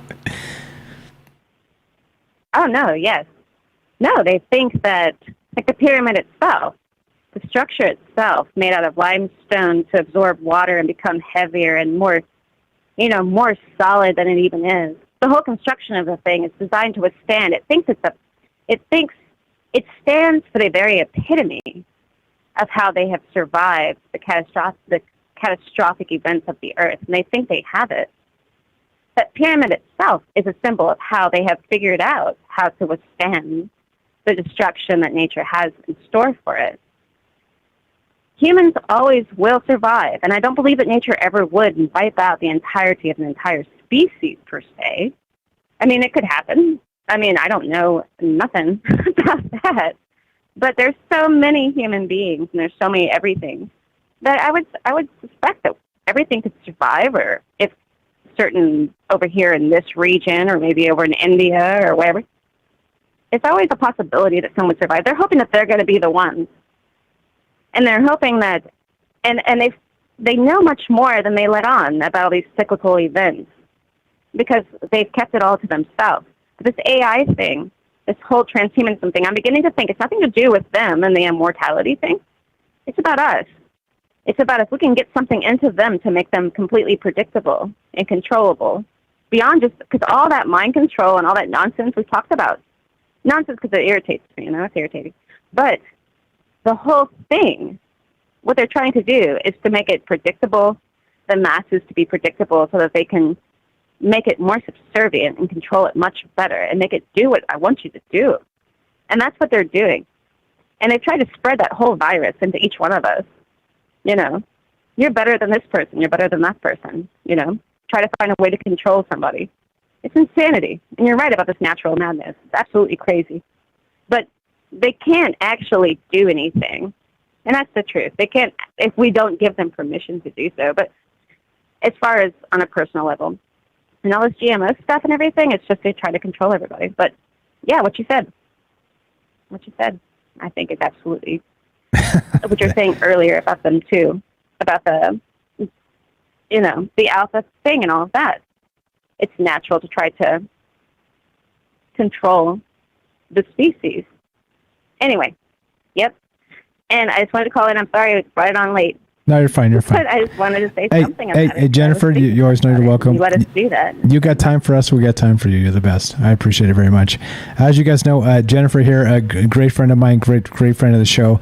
Always brilliant stuff. I always tease her and say, hey, look, you're the one that calls and turns this whole thing upside down and twists us off the cliff in like a fiery mess in the best way. We're all like hands up in the air, like screaming, woo, as we go down to the bottom. Jennifer, you're amazing.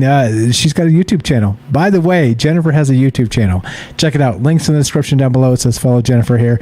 She's about to start getting some more content going. So now is a great time to go give her a follow. And a little rumor is I may be on her channel soon or soonerish.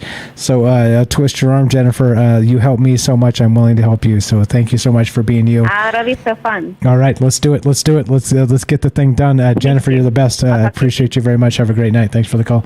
There you go. Please give her a follow. Link in the description down below. And this is what I'm saying, right? Like I can't say enough. Like how, right? You see me, like look, I'm no numbskull, right? Like I'm sort of tuned into some things, and like I got a thing going on or two, right? That's my ego speaking, but it's also half true. Right, so there's that, but then also like look at all these amazing people that we have kind of dip in here and just sort of turn things into something else, and that's what this is always about. Like you guys know, links in the description, all the amazing people that call in. What's up? Also, shout out to Danny. Thanks for dipping in and hanging out, and you had to take off Smurfer Girl in the chat there. I mean, look, this is what this is about. It's not about me, right? At some point, like, this is about a conversation between people. And, shocker. So I know this is the shock of the universe to you, but you are also people. And so we talk about those pyramids and the inverted pyramids and, like, the living in the upside down and, like, hey, like, stand up and say no. Like we do not comply. Like we do not want you taking our tax money and bombing people, right? Like we do not like consent to you, right? Like allowing these GMO mosquitoes without any sort of like actual public data. I mean, fuck's sakes, right? This becomes a problem. This becomes a serious problem, and not just. And I hate to be like hyperbolic. I can be, right? Look, if you want to be like the biggest loudmouth on the planet, I can be that guy, right? But I do my best to be measured, to be calm, to be right, to be positive, to be, all the things that I respect in somebody, right? I try to make those things manifest in myself, right?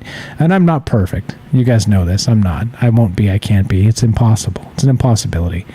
But I do not strive for perfection. It's not the thing, right? I just strive for betterment, and betterment is, well, better than yesterday, right? And it means a better tomorrow, and that's it. And Elizabeth has it right in the chat. We do not consent. Like stop taking our tax money. Like literally, think about that. Like let's say the 30% tax rate. That means 3 days out of 10 that you work, they're like taking from you and bombing people, right? Like I'm not okay with that. I've never been okay with that. But look, it's not okay to say that. You see? So I'm a dissident. You're a dissident for like listening to common sense, right? For trying to like snap the zeitgeist back to center. Like meaning, I don't mean politically. I just mean like in a human scale. Like there's so much to talk about. Hey, thank God this is a talk show. James. Actually, wait, is Daryl still there? Let's go to Daryl first because she's been waiting the longest. Then we'll go to James. Let's wrap this up. Daryl, are you still there? What's up, Daryl? How are you? Daryl in New York. I'm still here, and this has just been such a great show. I just can't tell you how much I love the subject, and I loved all the callers. This is so important. We've got to really... I don't know. We've got to really think about things very seriously now. This is a critical time right now, and if we don't change right now or tomorrow, we're not going to be around much longer. It feels like it. It feels like it, doesn't it? It feels like we're headed that way, and I don't like that feeling. I don't like the glass half empty feeling. I don't like that at all. I just think people are starting to wake up, though. Don't you feel like that there's more awareness now than there's ever been? I just hope, I'm really hoping, that people are starting to realize things. And I just saw somebody apologize on Twitter for, being so polarized about certain things. Oh, you mean self-awareness is actually happening? Holy fuck. Okay, maybe there's hope for humanity, Daryl. There's hope, I'm telling you. Anyway, I didn't want to bring this up, but I mean, did anybody see that 2000 Mules movie? It was free, it's like I got pirated enough. I don't want to change the subject, but just for a second. I think that brought a lot of awareness to a lot of people, I didn't see it. I keep seeing it on Twitter, and I know the Dinesh D'Souza is the individual that put the movie together, and I know the premise because I actually saw some of that footage like a year and a half ago or 2 years ago. Oh wow! Yeah, really? Yeah. Oh yeah. So I haven't watched the movie yet, but I'm pretty sure some of that stuff surfaced. But what he did is he went and he like collated it, collected it, and did a whole bunch of stuff to basically look and say, look. We're being robbed, guys. We're being robbed. And let me tell you something too, by the way, like in those terms, right? They're like, oh, President Trump should still be President Trump. Like, by the way, President Trump was a douchebag. So just chalk that down to what I said. And by the way, and I'll admit this publicly, I've said to you guys in the past, I voted for the guy, right? Will I vote for him again? I'm not so fucking sure. I think I might actually vote for a meteor instead, right? Meteor 2024. Let's just fucking nuke this motherfucker and get it over with. Because, look, where we're at, like the polarization of the two, and the thing that was appealing to me, by the way, about him is he was obtuse. He was non-political in many ways. He wasn't trying to like tell everybody like what they wanted and like read the fucking things. He just fucking talked, and he was stupid, and he was like obtuse intentionally, and it was refreshing. And well, I was wrong. I was wrong. And so there you go. That's just what I'm saying, right? It's like, hey, look, at some point you have to be like, fuck. That's why I've checked out. I've checked out politically. I've checked out, right? Like, again, I'm the guy. Look, and you guys will laugh at me. I'm the guy that voted for Obama and Trump, right? Like, there you go. I'm that fucking guy. And you know what? Finally, I realized, nope, it doesn't even matter. It doesn't even fucking matter. It doesn't fucking matter. They're all ruled. Yeah, they're all ruled by the rulers, whoever the fuck the rulers are. Yeah. And that's what I mean. So, yeah, go ahead. They're all complicit. If they're not going to make a fuss right now, it just shows you that they're all complicit. You know, if they after the awareness of what happened, it's kind of like they had enough people researching this to fact check. You know, they really did their homework. You know, I got to give them credit. And I kind of I didn't believe it at first, but I'm kind of convinced now after what I witnessed. I'm like, wow, they were right. Maybe, you know, I think, but that's just my opinion.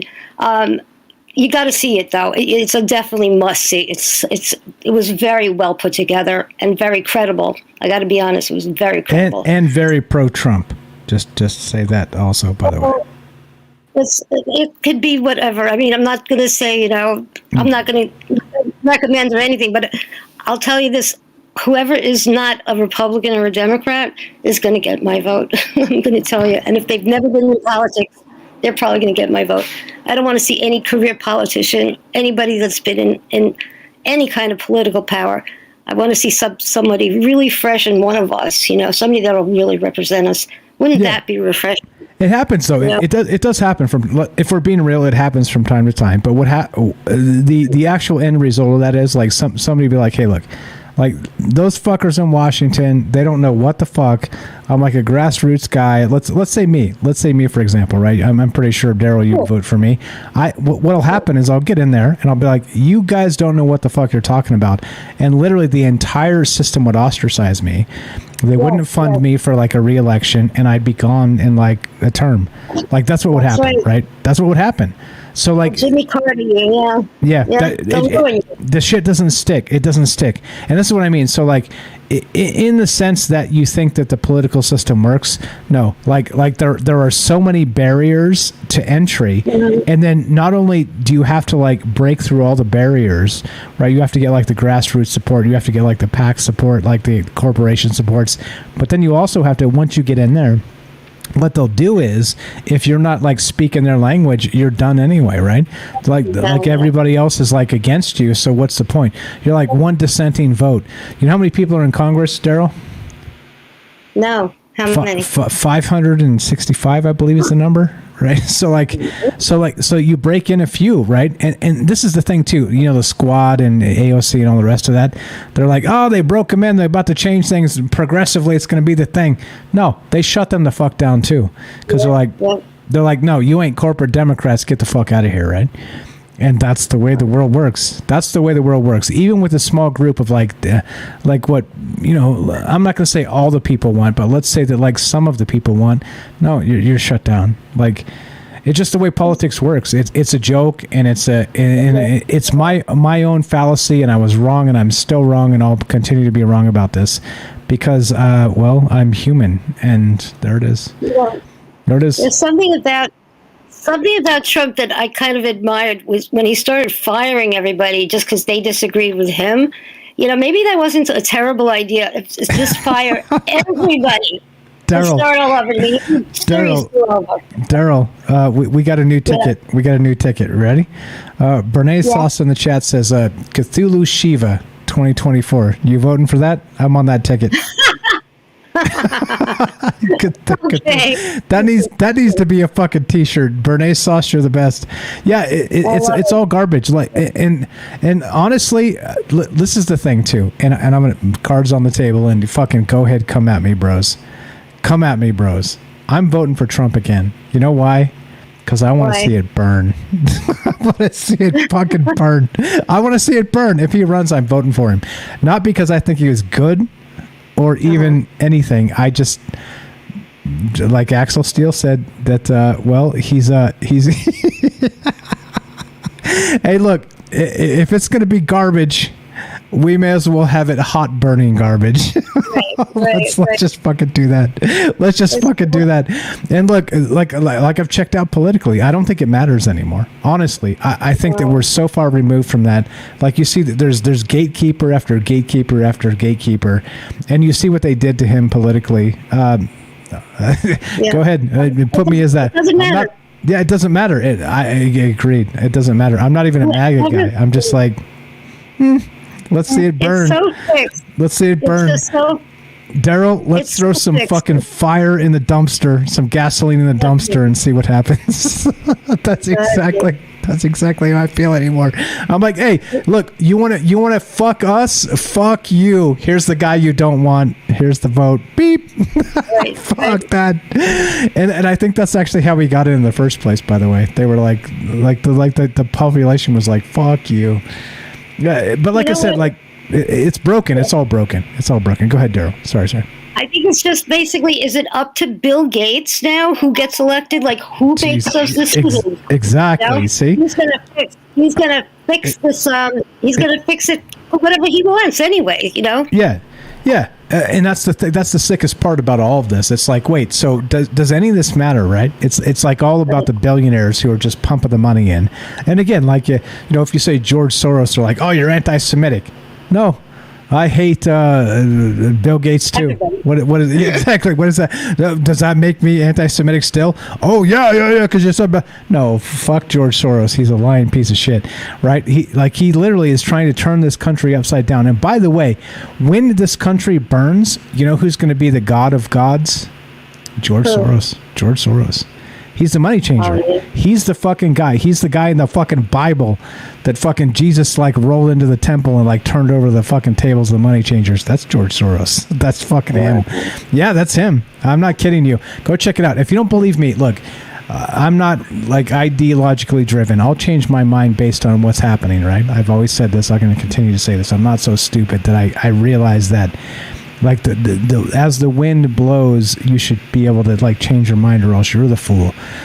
So George Soros, by the way, just Google this: George Soros British pound or George Soros UK sterling. If you never actually know what that guy's about, the dude doesn't give a fuck about people, about anything. He wants to just burn countries, and he wants to make billions of dollars doing it. Go search it. Go search that yourself. It's all legitimate. It's all, and again, Michael Strange, you're anti-Semitic, you're a racist, you're that. Fuck off. Hey, call me and ask me, and we'll talk about it. And if you want to accuse me of such things, I've got a very long track record of telling you exactly my thoughts for a very long time. And there we go. What else you got, Daryl? We got James behind you. We got to finish up. Go ahead. Can you imagine being rich enough to pretty much buy everybody's votes? I mean, everybody has a price. I mean, they just throw, like, if you're a leader, okay, you get billions of dollars. So that's one thing, you know. Then if you're like, you know, the clerk at the country store, you know, if you throw them like $1,000, will probably do anything, you know. Everyone has a price. So you have enough money that you could pretty much manipulate everybody. You know, you're going to pay off the media. You're going to pay off the regulatory committees. I mean, you're going to totally corrupt everybody. Everybody's corruptible. It's just what is your price, you know? And that's how much money they have. It's scary. They can actually pay everybody to do what they want. Yeah, it's all real. What's up? Nice Talker says, pretty sure Trump is deeply in Soros's pocket. And it could be. And this is what I'm saying, right? Like that type of stuff is super, super deep in in obfuscation, right? And so if I was played, and this is the thing too, like what did Georgia, not Georgia, what's his name, Mark Twain said, it's easier to fool somebody than convince themselves they've been fooled. And look, I'm admitting right now on the fucking stream, I was probably fooled. And right, that's okay. That's okay, because guess what, right? So like tomorrow is better than yesterday, because you can acknowledge those realities, right? And be able to change your mind. And so that's I say that. Look, you guys always know I've never like kind of come into this setting as like I'm the truth guy. I'm not. I'm fallible. I've always been. I'm human, just like you. And so, can I be fooled? Yes. Have I been? Yes. Will I continue to be? Yes. I'm on the ball with a lot of things, and a lot of other things I'm not. And so there you go. Here we are, Del. I don't fucking know. I wish I had answers, but that's too easy. That's propaganda, and that's where the money comes from. But hey, we're gonna keep doing it our way, right? We're gonna do it our way, and fuck the fuck off, and like, hey, if they I'm not gonna say it. I was about to say something really bad, so I'm not gonna say it. So we'll just yeah, there we go. We'll have to say it later. I'm really troubledminds.org. Click the Discord link. You can come try and root me out for all the terrible things I'm going to say behind the scenes, because I'm such a terrible guy. I'm going to say some fucked up No, I'm just kidding. You guys know. You guys know me. You guys know me. I'm so grateful that you are having this discussion. I'm so grateful for any kind of alternative media. I mean, people really need to start talking more and discussing more. This is things that we need to. They can't be stuck in that in this one world that's so manipulated. I mean, it's scary how there are just some people you'll never be able to change their minds. It's just never going to happen, including people that are very close to me. You know, I'll discuss this later, because APOC said something that was really amazing to me last night or the night before. She said, you know, if you see a train coming, are you going to save my life? I'm like, if you're right there, you will, you know. I'll push you out of the way. But what if you're 10 miles away? You know, what can you do? You can't do anything. You can't do anything.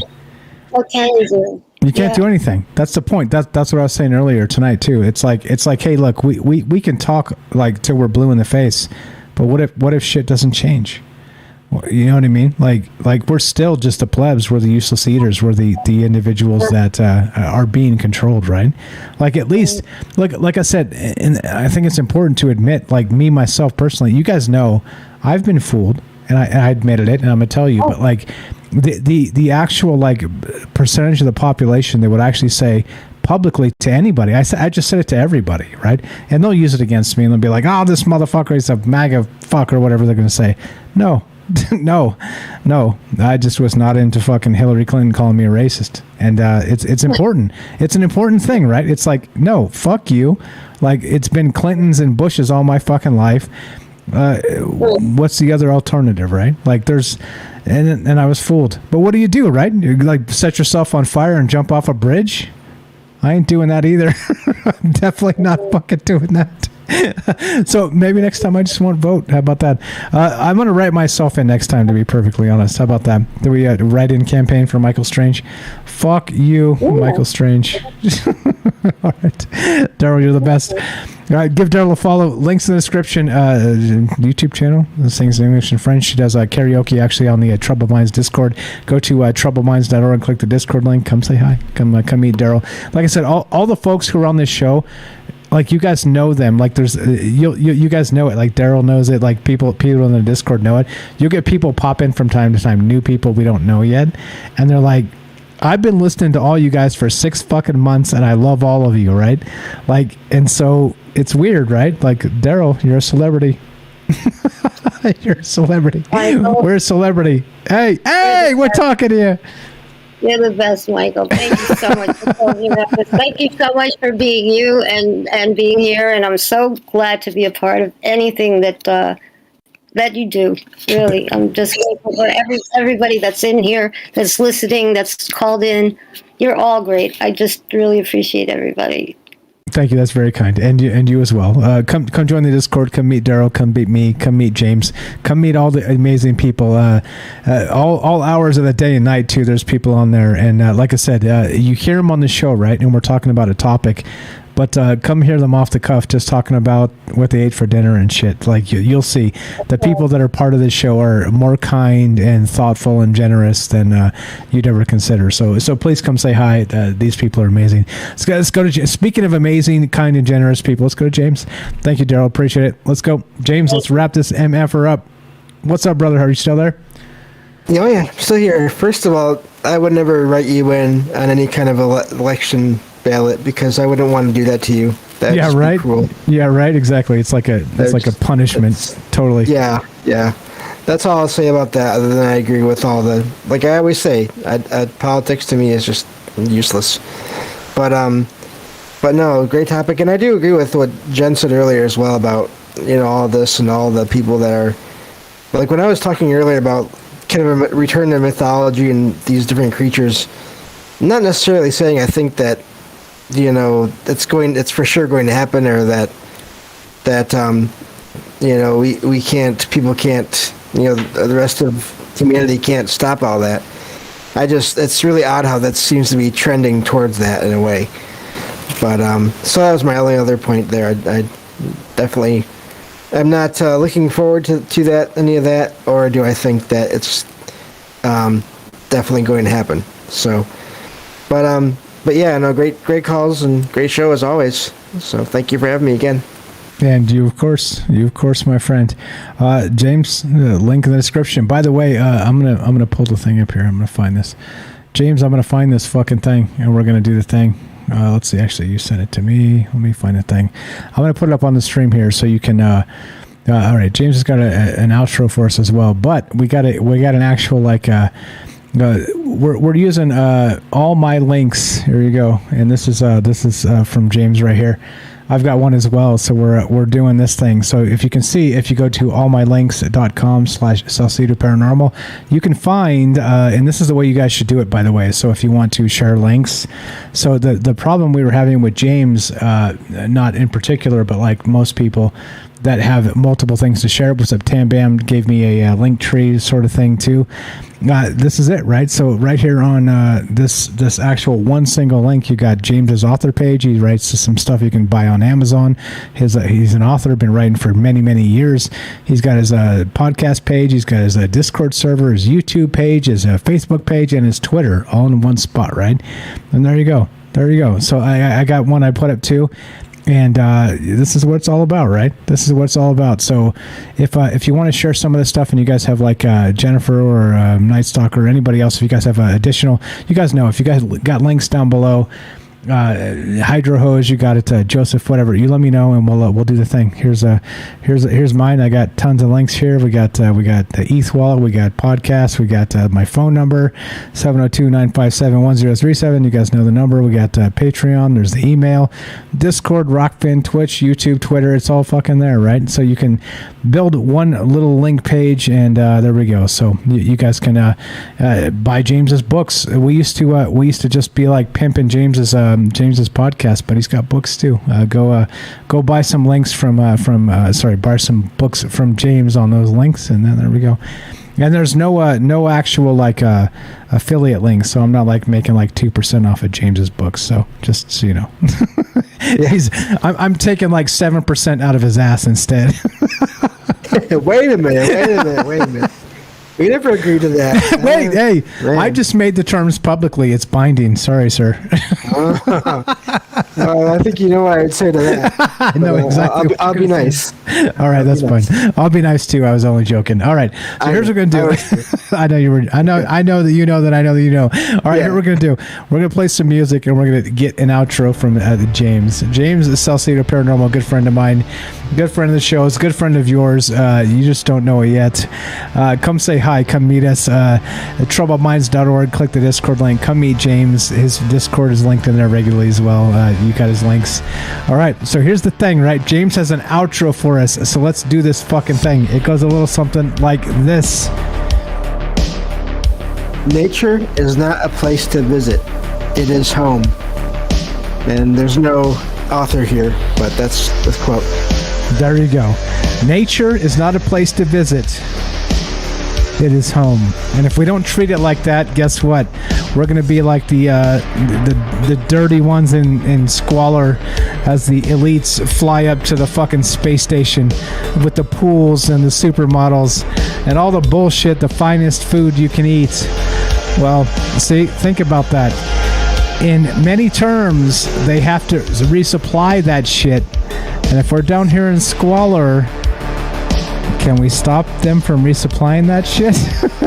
It seems like if we're smart, that prison becomes theirs. Elysium future. All right, so get the fuck out of here. All right, look, don't think less of me. Oh, go ahead. I don't give a fuck. I don't care. Think less of me. You know why? Because I'll be back tomorrow talking about other crazy shit. Because it's what I do. Look, hey, it's what I do. I'm here talking, all right? But the thing is, look, I don't know, James. I don't know what to say, man.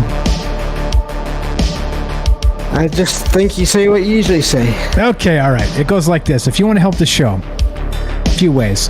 Sub up on Twitch, Patreon, or Rockfin. Easy ways to do that if you want to spend some money. If you want like sweet Troubled Minds swag merch, you can go to troubledfans.com. You will not find me oiled up on a fuzzy couch, but you will find at troubledfans.com sweet hats, shirts, stickers, mouse pads, other stuff, and more stuff coming. Do that. If you don't want to spend money, but you do love the show, spread the word. That's the most important thing. Thank you for spending your time and energy here. I can't thank you guys enough. And the other way to help as well is to just listen to the podcast feed. We've got over 400 episodes on the podcast feed, and I'm the only one in this whole fucking world, prove me wrong, that's heard every episode of Troubled Minds. Trust me, there's gold, and then there are RSS feeds, Spotify, iTunes, Stitcher, wherever you listen to your podcast. It's all free. It helps the show because that gives me like 3 cents every time you listen to one. So please do that, and there you go. And as the Robert says over on Rockfin, once you put the Troubled Minds hat on, it kicks your brain into overdrive,